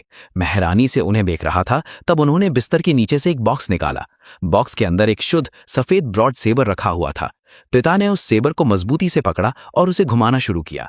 उनके हाथ के एक ही वेव से अरबों सेबर लाइट्स हवा में उभर आईं। चारों तरफ तेज आंधियां चलने लगी। जो मैंने देखा उससे मैं पूरी तरह सन्न रह गया। उसी दिन से मैंने अपने पिता से सेबर स्किल सीखनी शुरू कर दी। मैं पूरे 10 साल तक सीखता रहा। एक छोटे बच्चे से मैं एक जवान आदमी बन गया। फिर एक दिन पिता एक चिट्ठी छोड़कर गायब हो गए। मौसम बदलते रहे, पता नहीं कितने साल पल भर में गुजर गए। उन सालों में मैंने सिर्फ लोहा गढ़ा और सेबर स्किल्स की प्रैक्टिस की। जब मेरी कल्टीवेशन बॉटलनेक पर पहुंच गई और मैं डाउ रेल में ब्रेक थ्रू नहीं कर सका, तब मैंने ब्लैकस्मिथ शॉप बंद कर दी और देश भर में यात्रा करना शुरू कर दिया। दिन एक के बाद एक बीतते गए। मैं कमजोर बुढ़े आदमी में बदल गया। मैंने आधी जिंदगी भटक कर गुजार दी, लेकिन अपना खुद का डाउ कभी नहीं बना सका। मैं इसे मानना नहीं चाहता था, लेकिन पूरी जिंदगी में कुछ कर भी नहीं सकता था। फिर एक दिन अचानक हजारों मील तक का आसमान काले बादलों से ढक गया। गरज लगातार गूंज रही थी। एक शक्तिशाली प्राचीन कल्टीवेटर असेंशन के लिए हेवनली ट्रिबुलेशन से गुजर रहा था। जब मैंने उस बिजली को देखा जो आसमान और धरती को चीर रही थी, तब मुझे अचानक एनलाइटनमेंट मिल गई। मैंने आराम से हाथ हिलाया। 100 पाउंड भारी लंबी सेबर हवा में तैरने लगी। सेबर विंड ने आसपास की स्पेस को ही तोड़ दिया। सेबर ट्रांसेंडेंट रन तक पहुंच चुकी थी और हेवन और अर्थ की पावर को खींच लेती थी। 2.5 घंटे बाद में शौक से जाग उठे। सेबर ट्रांसेंडेंट रेल्म तक पहुंचती है और हेवन और अर्थ की पावर को खींच लेती है। मैंने अपनी एलॉय कॉम्बैट नाइफ को मजबूती से पकड़ा और एक स्टाइलिश फ्लरिश किया। मेरे आसपास की हवा तुरंत जम सी गई। ऐसा लगा जैसे पूरा आसमान ही टूटकर गिरने वाला हो। सिस्टम पैनल पर कैलामिटी ब्लेड की एंट्री के बाद 4 शब्द दिखाई दिए, पावर ऑफ हेवन एंड अर्थ। थोड़ा आराम करने के बाद मैं बिल्डिंग से बाहर निकला। तभी एक लेवल 8 फेरल बीस्ट मेरी नजर में आया। हाउलिंग लून गोल्डन वुल्फ भारी कदमों के साथ मेरी तरफ दौड़ता हुआ आया। जैसे उसने मुझे देखा, उसका विशाल शरीर पूरी स्पीड से मेरी तरफ झपटा। मैंने ब्लेड को और कसकर पकड़ा और कॉम्बैट नाइफ को हल्का सा स्विंग किया। Power of heaven and earth के बूस्ट के साथ वो भयानक फोर्स तुरंत हाउलिंग मून गोल्डन वुल्फ को मीट पैटी में बदल गई। Level 8 feral beast howling moon golden wolf killed. Chi and blood plus 100। दूर से देख रही ल्यू वनचेंग की आंखें फट गईं। अभी जब चैन फैन ने ब्लेड स्विंग किया था, तब उसकी मेंटल पावर ने एक बहुत ही शक्तिशाली एनर्जी वेव महसूस की थी। उसकी शक्ति तारों भरे आसमान जितनी विशाल और हेवन अर्थ जितनी भव्य थी। ल्यू वनचेंग ने गहरी सांस ली। उसे पता था कि ज़्यू ज़ियांग ने कैलामिटी ब्लेड चेन फैन को दी है। लेजेंड के मुताबिक अगर कोई कैलामिटी ब्लेड को पीक तक मास्टर कर ले, तो वो पावर ऑफ हेवन एंड अर्थ को कंट्रोल कर सकता है। अलायंस के इतिहास में आज तक किसी ने ये नहीं किया था। अगर कैलामिटी ब्लेड में इतनी पावर है, तो ये सिर्फ डी क्लास मार्शल स्किल हो ही नहीं सकती। एक्साइटमेंट से भरकर उसने तुरंत एक नंबर डायल किया। ओल्ड ल्यू, क्या कैलामिटी ब्लेड मास्टर करना मुश्किल है? दोस्त की घबराहट भरी आवाज सुनकर ज़्यू ज़ियांग ने अपनी उलझन दबाकर जवाब दिया, मजाक कर रहे हो क्या? बिल्कुल मुश्किल है। मैं सालों से इसे पढ़ रहा हूं और अब तक प्रॉपर्ली समझ नहीं पाया, और मैं खुद एक ब्लेड अवेकनर हूं। अगर कोई कैलामिटी ब्लेड को लिमिट तक मास्टर कर ले, तो क्या वो power of heaven and earth use कर सकता है? शायद कर सकता है। रुको ओल्ड ल्यू, तुम्हें अचानक कैलामिटी ब्लेड में इतनी दिलचस्पी क्यों हो गई? क्या ब्लेड कल्टीवेशन पर स्विच करने वाले हो? चैन फैन शायद कैलामिटी ब्लेड मास्टर कर चुका है। उसने सिर्फ एक स्विंग में पावर ऑफ हेवन एंड अर्थ को समन कर लिया। इस वक्त मैं पूरी किलिंग स्प्री पर था। कैलामिटी ब्लेड के बूस्ट के बाद अब लेवल 8 फेरल बीस्ट भी मेरे लिए चैलेंज नहीं रहे थे। सिर्फ एक सुबह में मेरा ची एंड ब्लड 20,000 पॉइंट्स बढ़ गया था। मेरे पॉइंट्स भी 6 स्टार वॉरियर्स के फर्स्ट प्लेस से बढ़कर 7 स्टार वॉरियर्स के फर्स्ट प्लेस को पार कर गए थे। उसी दौरान शाओ जैन के मिलिट्री टेंट में वो अपने आदमियों को कल मेरा ची एंड ब्लड टेस्ट करने का ऑर्डर दे रहा था। सोल्जर सल्यूट करके टेंट से निकल गया। मेरे पॉइंट्स में इतनी बड़ी जंप ने पूरी सोसाइटी को हिलाकर रख दिया था। यहां तक कि मिलिट्री के टॉप ब्रास भी अलर्ट हो गए थे। डेटा सही है या नहीं, ये कंफर्म करने के लिए उन्होंने मेरे ची एंड ब्लड करली टेस्ट अरेंज किया। रात जल्दी ही गुजर गई। सभी फेरल बीस्ट्स पागल हो गए थे। वो गलियों और सड़कों में दौड़ते हुए ह्यूमन वॉरियर्स के ट्रेसेस ढूंढ रहे थे। फेरल बीस्ट ने इस वॉरियर ट्रायल का कंट्रोल लेना शुरू कर दिया था। सुबह जल्दी उठकर मैंने हमेशा की तरह लीडर बोर्ड चेक किया। एलिमिनेटेड लोगों की संख्या अब 70,000 से ज्यादा हो चुकी थी। उनमें से अधिकतर 6 स्टार वॉरियर्स थे। एलिमिनेटेड 9 स्टार वॉरियर्स की संख्या भी 200 से ज्यादा पहुंच गई थी। अब मॉन्स्टर्स अकेला नहीं लड़ते थे, वो दूसरे मॉन्स्टर्स को बुलाकर ग्रुप में अटैक करते थे। आसमान में उड़ रहा एक लेवल 8 फेरल फैल्कन जैसे ही मुझे देखा, जोर से चीखा। नीचे के लेवल 6 और लेवल 7 फेरल बीस्ट्स को ऑर्डर मिल गया और वो इकट्ठा होकर मेरी तरफ चार्ज करने लगे। फैल्कन भी आसमान से नीचे डाइव करके मुझ पर हमला करने लगा जब मैं बीस्ट हर्ट से घिरा हुआ था। मैंने फ्लोटिंग लाइट स्किल यूज की और बिल्डिंग्स के बीच लगातार मूव करता रहा। मेरे हाथ की अलॉय कॉम्बैट नाइफ हर स्ट्राइक पर एक फेरल बीस्ट को मार रही थी। वचरा बॉडी और कॉम्बैट सूट की प्रोटेक्शन के साथ वो लेवल 6 और 7 फेरल बीस्ट मुझे जरा भी नुकसान नहीं पहुंचा पा रहे थे। जब मैं फेरल बीस्ट से लड़ रहा था, तभी दूर एक बिल्डिंग की तरफ से कान फाड़ देने वाली गर्जना सुनाई दी। मैंने ध्यान से देखा, एक level 9 Feral beast mistake armoured rock turtle सीधा मेरी तरफ दौड़ता हुआ आ रहा था। ये देखते ही मैंने बिल्कुल देर नहीं की। मेरे पास खड़े लेवल 8 फेरल बीस्ट का सर काट दिया और तुरंत मुड़कर पूरी स्पीड से भागना शुरू कर दिया। काली सी दिखने वाली विशाल बीस्ट हर्ड मेरे पीछे लगी हुई थी। साथ ही मैं अकेला नहीं था जिसका पीछा किया जा रहा था। ऐसे सीन्स पूरे एरिया 0122 में हर जगह हो रहे थे। एक 9 स्टार वॉरियर फेरल बीस्ट से लड़ रहा था, तभी उसके सिर के ऊपर का आसमान सफेद से काला हो गया। एक 100 मीटर लंबा विंगेड स्नेक उसके ऊपर मंडरा रहा था और कोई रास्ता ना देखकर उसने तुरंत अपने ग्लासेस का बटन दबा दिया। 2.5 मिनट भागने के बाद मैंने आखिरकार बीस्ट हर्ट से छुटकारा पा लिया। जब मैं एक बिल्डिंग के अंदर छुपकर सांस ले रहा था और आराम कर रहा था, तभी अचानक कॉम्बैट सूट पहने एक सोल्जर सामने आ गया। हेलो चेन फैन, मैं तुम्हारा वाइटालिटी रीटेस्ट करने आया हूँ, कृपया कोऑपरेट करो। मैंने सिर हिला दिया और टेस्ट दे दिया। टेस्ट के बाद सोल्जर रिपोर्ट करने के लिए जल्दी से वापस चला गया। बाकी पूरे दिन मैं फेरल बीस्ट्स को मारता रहा और फिर उनके द्वारा चेज भी किया जाता रहा। अगर हम इसी तरह लड़ते रहे तो एरिया 0122 पहले ही हेल मोड में एंटर कर चुका है भाई। दूसरी तरफ के कैंप में एक सोल्जर रिपोर्ट दे रहा था। कर्नल, आपके इंस्ट्रक्शंस के मुताबिक मैंने चेन फैन की वाइटैलिटी दोबारा चेक की है। चेन फैन की करंट वाइटैलिटी 1,53,050 है। 7 स्टार मार्शल आर्टिस्ट। अपने सबॉर्डिनेट की रिपोर्ट सुनकर शाओ जैन पूरी तरह कंफ्यूज हो गया। कंपटीशन ज्वाइन करने से पहले उसने रिकॉर्ड्स चेक किए थे, तब चेन फैन की वाइटैलिटी सिर्फ 51,050 थी और अब वो पूरे 1 लाख बढ़ चुकी थी। उसने गहरी सांस ली और श्याओ जैन ने अपने आदमियों को एक खबर बेस सिटी भेजने का ऑर्डर दिया। दिन बहुत जल्दी बीत गया। शुरुआत में 60,000 से ज्यादा लेवल 6 मार्शल आर्टिस्ट थे, अब सिर्फ 100 से थोड़े ज्यादा बचे हैं। टोटल एलिमिनेशंस 1 लाख तक पहुंच चुकी हैं। मेरा करंट स्कोर 3,800 पॉइंट्स है। टॉप 8 स्टार मार्शल आर्टिस्ट के पास 6,700 पॉइंट्स हैं, जबकि 9 स्टार टॉप स्कोरर के पास 14,000 पॉइंट्स हैं। मुझे 8 स्टार मार्शल आर्टिस्ट लेवल तक पहुंचने के लिए अभी भी 23,000 वाइटैलिटी और चाहिए, ताकि मैं 2 लाख तक पहुंच सकूं। उसी दौरान जैंगनान बेस सिटी के अंदर एक्विन कम्युनिटी में एक रेजिडेंशियल अपार्टमेंट का दरवाजा खुला। चेन जियान और म्याओ चुलियान नाम का कपल अपने थके हुए शरीर घसीटते काम से घर लौटा। चेन, तुमसे शादी करके मैंने जिंदगी में बहुत दुख झेले हैं। जब मैं जवान थी तब कितनी खूबसूरत हुआ करती थी, फिर कोई मार्शल आर्टिस्ट मुझे पसंद क्यों नहीं करता था। मैंने उस वक्त तुमसे शादी सिर्फ इसलिए की थी क्योंकि तुम्हारा एक मार्शल आर्टिस्ट भाई था। किसको पता था कि तुम्हारा भाई इतनी जल्दी मर जाएगा। दोनों मार्शल आर्टिस्ट्स अचानक मर गए और हमारे लिए एक बोझ छोड़ गए जिसे संभालना पड़ा। तुम दोनों एक ही माँ बाप के बच्चे थे, फिर तुम मार्शल आर्टिस्ट क्यों नहीं बने। चैन जियान ने धीरे से कहा, ठीक है हनी, इतना मत सोचो। मैं मार्शल आर्टिस्ट नहीं हूं, लेकिन हमारा बेटा बन सकता है। उसने अभी 12th ग्रेड शुरू की है और उसकी वाइटैलिटी पहले ही 78 तक पहुंच चुकी है। अगर हम अगले साल के मार्शल आर्ट्स एग्जाम तक उसे काफ़ी वाइटैलिटी पिल्स दे सकें तो वो ज़रूर किसी अच्छे स्कूल में एडमिशन ले लेगा। म्याओ कोलियन ने तुरंत जवाब दिया, हमने अगले महीने की वाइटैलिटी पिल्स भी अभी तक नहीं खरीदी। हमारी पेंशन में भी लगभग कुछ नहीं बचा। हमें जल्दी कोई सॉल्यूशन निकालना होगा। उस छोटे चैन फैन के नाम पर एक अपार्टमेंट है ना, चाहे वो ट्यूब शेप्ड अपार्टमेंट ही क्यों ना हो, कम से कम 1 लाख से ज्यादा में बिक सकता है। अभी उसे फोन करो और बोलो कि हम वो अपार्टमेंट बेच रहे हैं। हनी, ये ठीक नहीं है। हम उसके माँ बाप की पूरी पेंशन पहले ही अपने बेटे को पालने और ट्रेन करने में खर्च कर चुके हैं। उसे स्कूल भी छुड़वा दिया, अब हम उसका आखिरी अपार्टमेंट भी ले लेंगे। क्या ये श्याओ फैन को बर्बाद नहीं कर देगा। ये सुनते ही म्याओ कुलियन गुस्से से भट पड़ी। उसने चैन जियान की तरफ उंगली दिखाकर लगातार डांटना शुरू कर दिया। चैन, ये क्या बकवास कर रहे हो। मार्शल आर्टिस्ट बनना पुरखों का नाम रोशन करता है। तुम्हारे पुराने चैन परिवार का नाम रोशन करना सिर्फ मेरे बेटे की जिम्मेदारी है। और सुन लो, मैंने उसके बेटे को पाला है। वो पेंशन मेरी हक की थी। मुझे उसकी बेचारी आंट मत समझना।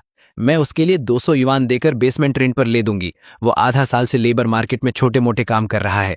उसे वैसे भी लो क्लास जिंदगी जीने की आदत हो गई होगी। अपनी बीवी को शांत करने के लिए चैन जियान ने फोन निकाला और चैन फैन को कॉल लगाया, लेकिन कॉल पर आया कि सब्सक्राइबर सर्विस एरिया के बाहर है। जब दोनों हैरान थे तभी म्याओ कुलियन के बेटे का फोन आया। मॉम, क्या आप लोगों ने न्यूज़ सुनी? चैन फैन अब मार्शल आर्टिस्ट बन चुका है और ongoing elite martial artist competition में भी हिस्सा ले रहा है। अभी इंटरनेट पर चेक करो, ये खबर पूरे इंटरनेट पर फैल चुकी है। एलीट मार्शल आर्टिस्ट कंपटीशन की सारी इन्फॉर्मेशन ऑनलाइन है और चैन फैन तो 7 star martial artist leader board पर फर्स्ट प्लेस पर है। मुझे अब जाना होगा, टीचर आ रहे हैं, मुझे क्लास में वापस जाना है। कॉल कट होने के बाद दोनों ने तुरंत कंप्यूटर ऑन किया और सर्च करना शुरू कर दिया। सच में चैन फैन 7 स्टार मार्शल आर्टिस्ट्स में फर्स्ट रैंक पर था। ये देखकर चैन जियान पूरी तरह शॉक हो गया, लेकिन म्याओ कुलियन का गुस्सा और बढ़ गया। चैन फैन, तुम्हारी हिम्मत कैसे हुई? तुम मार्शल आर्टिस्ट बन गए और इतने दिन तक छुपाया। मार्शल आर्टिस्ट्स इतना पैसा कमाते हैं, एक फेरोशियस बीस्ट ही 10,000 में बिकता है। क्या तुम भूल गए कि तुम्हारा एक बायोलॉजिकल अंकल भी है? हमने तुम्हें कुछ समय तक पाला भी था। कितना एहसान फरामोश लड़का है।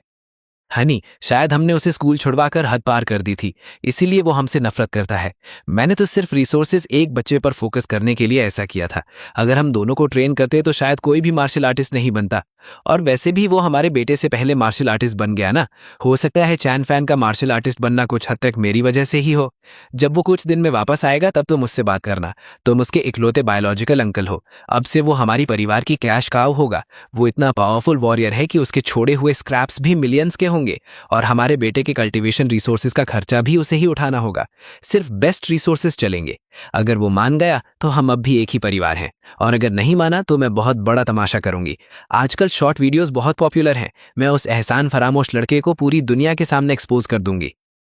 उसी वक्त एरिया 0122 में मैं एक पल के लिए भी फियर्स बीस्ट से लड़ना नहीं रोक रहा था। मैंने आसपास के सारे फियर्स बीस्ट होर्ड्स खत्म कर दिए थे। मैं बस थोड़ा आराम करने ही वाला था कि मैप पर एक ग्रीन डॉट लगातार मेरी तरफ बढ़ने लगा। सामने की तरफ से जमीन को हिला देने वाली फियर्स बीस्ट्स की गर्जन लगातार सुनाई दे रही थी। साफ था कि कोई जानबूझकर डिजास्टर मेरी तरफ डाइवर्ट कर रहा है और मुझे ह्यूमन शील्ड की तरह यूज करना चाहता है। ग्रीन डॉट की स्पीड देखकर मैंने अंदाजा लगाया कि वो एक 9 स्टार वॉरियर है। वो मेरी पोजीशन से लगभग 4 मिनट दूर था। जैसे ही मुझे सब समझ आया, मैंने उसके लिए एक सरप्राइज तैयार करना शुरू कर दिया। सिर्फ 2.5 मिनट में मैंने आसपास के सारे फियर्स बीस्ट्स को इकट्ठा कर लिया। एक विशाल फियर्स बीस्ट्स आर्मी तैयार हो गई। उसी वक्त वो 9 स्टार वॉरियर भी मेरी तरफ आ पहुंचा। उसका नाम काओ पेंग फेई था। वो 9 स्टार पॉइंट्स लीडर बोर्ड में लगभग 100वें रैंक पर था। ऐसी कंपटीशन में सिर्फ बचे रहने वाले लोगों को ही रिवॉर्ड्स मिलते हैं। आज उसकी किस्मत खराब थी। एक बहुत बड़े फियर्स बीस्ट होर्ड ने उसका पीछा कर लिया था। वो पूरी जान लगाकर भागा, लेकिन आधे दिन तक भी उनसे छुटकारा नहीं पाया। जब वो लगभग हार मान चुका था तब उसने मैप पर एक और पार्टिसिपेंट देखा। तभी उसके दिमाग में बोरोड नाइफ से किल करने वाली स्कीम आई। लेकिन जिस बात की उसने कल्पना भी नहीं की थी वो ये थी कि चैन फैन भी अपनी तरफ एक बड़े फियर्स बीस्ट होर्ड को लेकर उसी की तरफ भाग रहा था। घबरा कर काओ पेंग फेई ने तुरंत अपने ग्लासेस का बटन दबाया और एक साथ 3 शब्द जोर से कहे। उसके चेहरे की खतरनाक एक्सप्रेशन देखकर मैंने उसकी इन्फॉर्मेशन चुपचाप अपने दिमाग में नोट कर ली। साथ ही मैंने अपनी स्पीड और बढ़ा दी। मेरा speed skill floating light glancing shadow तुरंत एक्टिवेट हो गया। मैंने होर्ड के अटैक से आसानी से छुटकारा पा लिया। 10-15 मिनट बाद भागते भागते लड़ते हुए मेरी वाइटैलिटी फाइनली 2 लाख और मैं 8 स्टार वॉरियर बन गया। मैं अभी खुशी मना ही रहा था कि पहले वाला level 9 fierce beast black armour spirit rock tortoise मेरी तरफ झपटा। उसका भारी पैर सीधा मेरी तरफ गिरा। लेकिन जिस बात ने black armour spirit rock tortoise को हिला दिया वो ये थी कि मैंने अपनी नाइफ को घुमाया और एक सेबर की ब्लास्ट ने उसे सीधा कई डजन मीटर दूर उड़ा दिया। मेरी alloy sabre, overlapping wave sabre और 100 ट्रिब्यूलेशंस की हेवन एंड अर्थ पावर के साथ मिलकर पल भर में black armour spirit rock tortoise के शेल पर दर्जनों स्लैशेस कर चुकी थी। Black armour spirit rock tortoise एक पाइल ड्राइवर की तरह जमीन पर जा गिरा। एक तेज क्रैक की आवाज के साथ उसका शेल टूट गया और वो मेरी अलॉय सेबर से सीधा मारा गया। Level 9 fierce beast black armour spirit rock tortoise killed. Vital energy plus 150।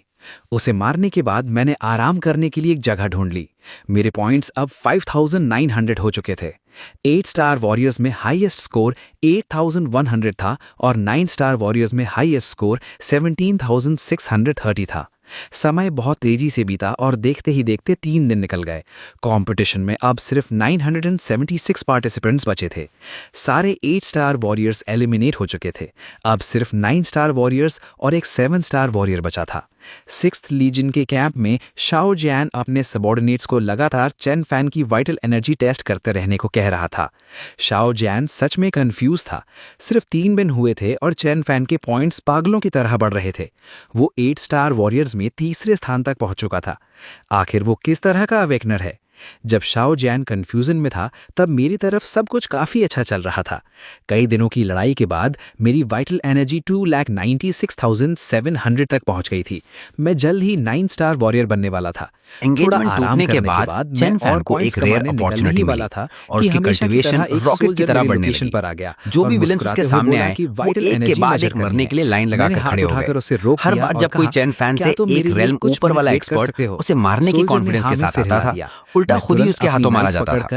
सपने से जागने के बाद डीमन किंग ने तुरंत अपने सबऑर्डिनेट्स को ऑर्डर दिया कि दुनिया भर के हर चैन फैन को खत्म कर दिया जाए। लेकिन जब उस बड़े काले कुत्ते ने स्क्रीन पर देखा कि चैन फैन सीधा 6 स्टार से 9 स्टार रैंकिंग तक जंप कर गया है तो उसे तुरंत लगा कि कुछ गड़बड़ है। उसी पर उसे समझ आ गया कि डीमन किंग कितना फार साइटेड था। वो तुरंत अपने पंजों पर दौड़ पड़ा ताकि ये खबर डीमन किंग तक पहुंचा सके। मेरी लगातार रैंक जंप्स देखकर ज़्यू जिगांग भी मुझे अपनी साइड रिक्रूट करना चाहता था। कंपटीशन अभी खत्म नहीं हुई थी, इसलिए उसने अपने दोस्त लियू वेनचैंग को मेरे पास भेजा। बेस रूम में मेरे सामने खड़े उस जेंटल मिडिल एज आदमी को देखकर मुझे याद आया कि ये वही साइकिक है जिसे मैंने कंपटीशन शुरू होने से पहले प्लेटफॉर्म पर देखा था। जो लोग चैन मेरी रिएक्शन देखकर लियू वेनचैंग जोर से हंस पड़ा। मैं लियू वेनचैंग हूं, मैं और ज़्यू गैंग कॉमरेड्स के नाम से। वो अभी तुमसे मिलने आना चाहता था, लेकिन हमें लगा कि तुम टॉप 500 में पहुंच सकते हो। हम नहीं चाहते थे कि एक 9 मेरिडियन रेल्म कल्टीवेटर तुमसे मिलकर तुम पर प्रेशर डाले, इसलिए हमने उसे रोक दिया। मैंने तुरंत हाथ जोड़कर सैल्यूट किया और कहा, ग्रीटिंग सीनियर लियू, इतने फॉर्मल मत बनो। तुम ओल्ड ज़्यू को ब्रदर ज़्यू बुलाते हो, तो मुझे भी ब्रदर लियू बुलाओ, लिटिल ब्रदर चैन।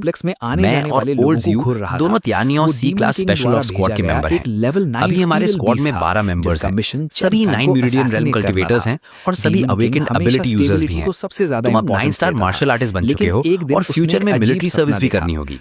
मिलिट्री सर्विस कंप्लीट करने के 2 तरीके हैं, या तो रेगुलर आर्मी कोर ज्वाइन करो या किसी स्पेशल ऑफ स्क्वाड में जाओ। ओल्ड ज़्यू इतनी जल्दी में इसलिए आया था क्योंकि वो तुम्हें हमारे स्क्वाड में इनवाइट करने के बाद चैन कैसा लगता है यानी और C class special of squad cultivation rocket की तरह बढ़ेगा। अगर तुम्हारी कोई रिक्वेस्ट जो भी विलेन उसके सामने आए, हम पूरी कोशिश करेंगे उसे पूरा करने के लिए लाइन लगाकर खड़े हो। ये सब सुनकर मैं हर बार जब कोई चैन फैन से एक रेल आप ऊपर वाला एक्सपर्ट उसे मारने की कॉन्फिडेंस के साथ आता था, उल्टा मेरी जैसे हाथों मार्शल आर्टिस्ट की क्या औकात की में से जागने के बाद डीमन किंग ने तुरंत अपने सबऑर्डिनेट्स को मैंने दोबारा सैल्यूट किया। दुनिया भर के हर चैन फैन को खत्म कर दिया मुझे इतनी इंपॉर्टेंस दे रहा है। बड़े काले कुत्ते ने स्क्रीन पर देखा कि अगर मुझे ज्वाइन करने का मौका मिला 6 स्टार से 9 स्टार रैंकिंग तक जंप कर गया है, तो उसे बहुत लगा कि कुछ गड़बड़ है। फिलहाल इसे बबल एग्रीमेंट समझ लेते हैं कि डीमन किंग कितना फास्ट जल्दी हाँ मत बोलो। वो तुरंत अपने जो भी कंडीशन से खुलकर ताकि ये खबर डीमन किंग तक पहुंचा सके।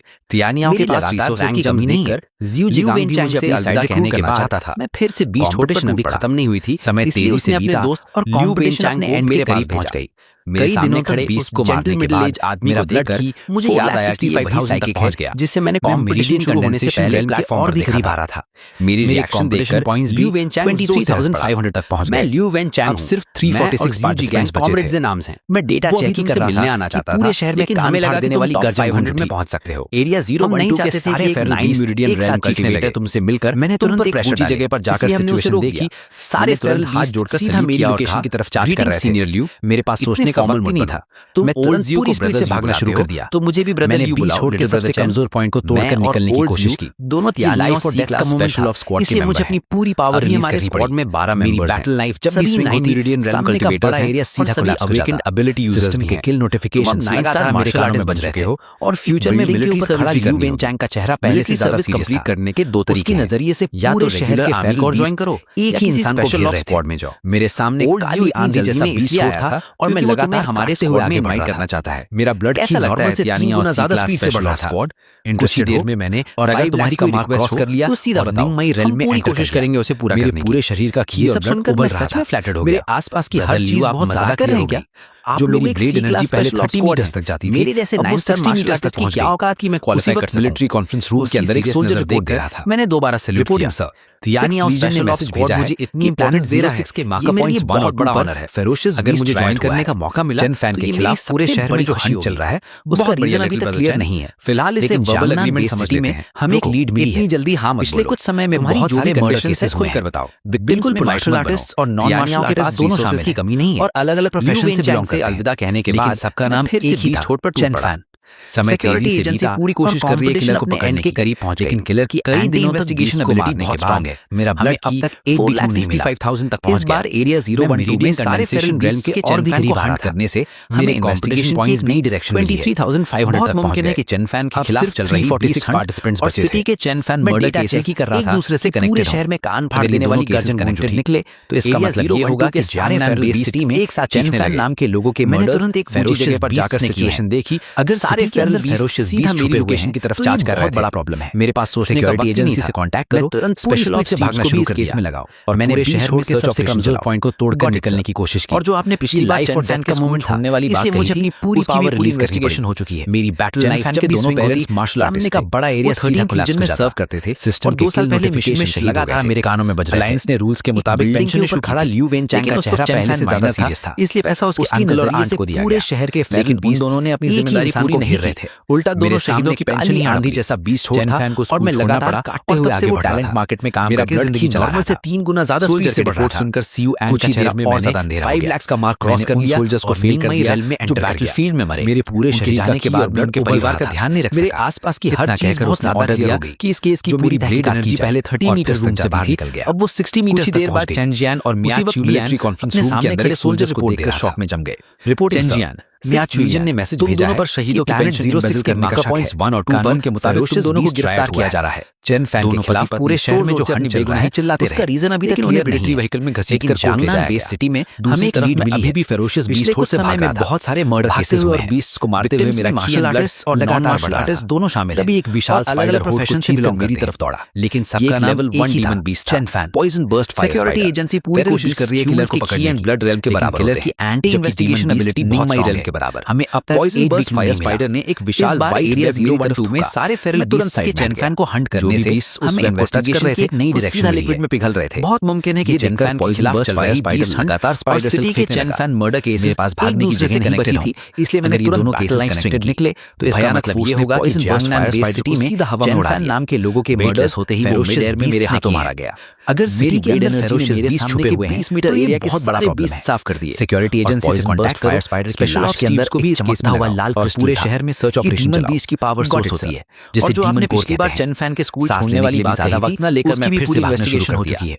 पूरे एक के दोनों पेरेंट्स के बाद रखी ब्लड वो 13 रीजन में सर्व कर दिया और 2 साल पहले मिशन में शहीद और डीमन कोर्स भी आ चुके थे। अलायंस ने रूल्स के मुताबिक पेंशन इशू में सब लोग ये कंपटीशन देख रहे थे। चेन फैन माइनर था, इस वक्त मेरी रैंक 70 अंकल और आंट को दिया और मेरे पॉइंट्स 33,000 ने अपनी जिम्मेदारी पूरी नहीं की। फर्स्ट प्लेस पर दोनों शहीदों की पेंशन ही 37,600 पॉइंट्स छोड़ना पड़ा और उसी वक्त ऑफिशियल्स ने एक काम करके जिंदगी चला रहा था। एक लेवल 1 डीमन बीस्ट को मारने पर सीयू एंड का चेहरा और ज्यादा अंधेरा हो गया। एक ऊंची बिल्डिंग के ऊपर खड़ा ज़ॉम्बो कर दिया चेन फैन की रैंक को तेजी से बढ़ते देख रहा जाने के बाद तब उसके परिवार का ध्यान नहीं रख सका। उसे पहले लगा था कि उसका ऑर्डर दिया था राइवल केस की पूरी तहकीकात की जाए। जब लॉकविनियन एलिमिनेट हो गया तब उससे लगा था कि चेंजियान और मिया चुलियन, लेकिन फिर सामने खड़े सोल्जर्स को देखकर शॉक में जम गए और उसके लिए बड़ा हेडेक बन गया। मिया चुलियन वो मॉन्स्टर्स मारने पर शहीदों की पेंशन एम्बेजल करने का शक है। पहले कानून के मुताबिक तुम दोनों को गिरफ्तार किया जा रहा है। मुड़कर उसकी तरफ लौट आए। पत्नी सोल में कुछ लेवल 1 चिल्लाते भी थे, लेकिन उन्हें मिलिट्री व्हीकल में घसीटकर हो गया और उसने तुरंत क्विट बटन दबा दिया। अभी भी फेरोशियस बीस्ट से भाग गायब हो गया। भागते हुए और ज़ॉम्बो को मारते हुए मेरा और मार्शल आर्टिस्ट लगातार सिचुएशन में फंस गए और अचानक विशाल स्पाइडर लोगों की संख्या तेजी से बढ़ने लगी। ये एक लेवल 1 डीमन बीस्ट था। 9 लोग पॉइजन बर्स्ट फायर स्पाइडर अभी भी चेज होते हुए पॉइंट्स कमा रहा था। की एंड ब्लड रेल के बराबर ब्लड थर्स्टी मैंटिस को मारा, उसके बाद मैं सांस भी नहीं ले पाया था। पॉइजन बर्स्ट फायर स्पाइडर ने मुझे विशाल व्हाइट वेब मेरी तरफ मेरे कंफ्यूज चेहरे को देखकर लियू वेंचैंग जोर से हंस पड़ा। उस वेब को टच कर रहे थे, बाकी सब लोग एलिमिनेट हो चुके हैं। Elite martial artist burst fire spider लगातार स्पाइडर सिल्क फेंकने लगा। तुम्हारा करंट स्कोर मेरे पास भागने की जगह नहीं बची थी, इसलिए मैंने तुरंत ऑलरेडी फर्स्ट प्लेस पर हो। भयानक फोर्स ने poison burst fire spider competition हवा में खत्म की जा सकती है। वेटलेस होते ही वो मिड एयर में मेरे हाथों मारा गया। मेरी ब्लेड एनर्जी ने मेरे सामने के 20 मीटर एरिया के सारे बीस्ट साफ कर दिए और पॉइजन बर्स्ट फायर स्पाइडर की लाश के अंदर एक चमकता हुआ लाल क्रिस्टल था। ये डीमन बीस्ट की पावर सोर्स होती है जिसे डीमन कोर कहते हैं। सांस लेने के लिए भी ज्यादा वक्त न लेकर मैं फिर से भागना शुरू कर दिया। पूरे एक रात की स्लॉटर के बाद मेरा खी एंड ब्लड 6,00,000 क्रॉस कर गया। मेरे हाथ में अब 4 और डीमन कोर्स भी आ चुके थे। जंगनान बेस सिटी में सब लोग ये कंपटीशन देख रहे थे। इस वक्त मेरी रैंक 72nd थी और मेरे पॉइंट्स 33,100 थे। फर्स्ट प्लेस पर ज़ॉम्बो था जिसके पास 37,600 पॉइंट्स थे। उसी वक्त ऑफिशियल्स ने एक और अनाउंसमेंट की। एक लेवल 1 डीमन बीस्ट को मारने पर 54 पॉइंट्स मिलेंगे। एक ऊंची बिल्डिंग के ऊपर खड़ा ज़ॉम्बो जब चेन फैन की रैंक को तेजी से बढ़ते देख रहा था तब उस पर प्रेशर बढ़ने लगा। उसे पहले लगता था कि उसका एक लौता राइवल लॉकविनियन है। जब लॉकविनियन एलिमिनेट हो गया तब उसे लगा था कि फर्स्ट प्लेस उसका पक्का है, लेकिन फिर अचानक चेन फैन सामने आ गया और उसके लिए बड़ा हेडेक बन गया। वो मॉन्स्टर्स मारने निकलने ही वाला था कि जो फेरोशियस बीस्ट पहले चेन फैन का पीछा कर रहे थे वो अचानक मुड़कर उसकी तरफ लौट आए। उनमें कुछ लेवल 1 डीमन बीस्ट भी थे। ज़ॉम्बो पूरी तरह सरप्राइज हो गया और उसने तुरंत क्विट बटन दबा दिया। अगली सेकंड वो वहीं से गायब हो गया। सिर्फ ज़ॉम्बो ही नहीं, कई और मार्शल आर्टिस्ट भी इसी सिचुएशन में फंस गए और अचानक एलिमिनेटेड लोगों की संख्या तेजी से बढ़ने लगी। पल भर में सिर्फ 59 लोग बचे। मैं अभी भी चेज होते हुए पॉइंट्स कमा रहा था। जब मैंने आखिरी ब्लड थर्स्टी मैंटिस को मारा उसके बाद मैं सांस भी नहीं ले पाया था कि लियू वेंचैंग ने मुझे टेलीपोर्ट कर दिया। मेरे कंफ्यूज चेहरे को देखकर लियू वेंचैंग जोर से हंस पड़ा। ब्रदर चेन, बाकी सब लोग एलिमिनेट हो चुके हैं। एलीट मार्शल आर्टिस्ट कंपटीशन में अब सिर्फ तुम बचे हो और तुम्हारा करंट स्कोर 39,100 है। तुम ऑलरेडी फर्स्ट प्लेस पर हो। हायर अप्स के इंस्ट्रक्शंस आ चुके हैं, कंपटीशन अब यहीं खत्म की जा सकती है।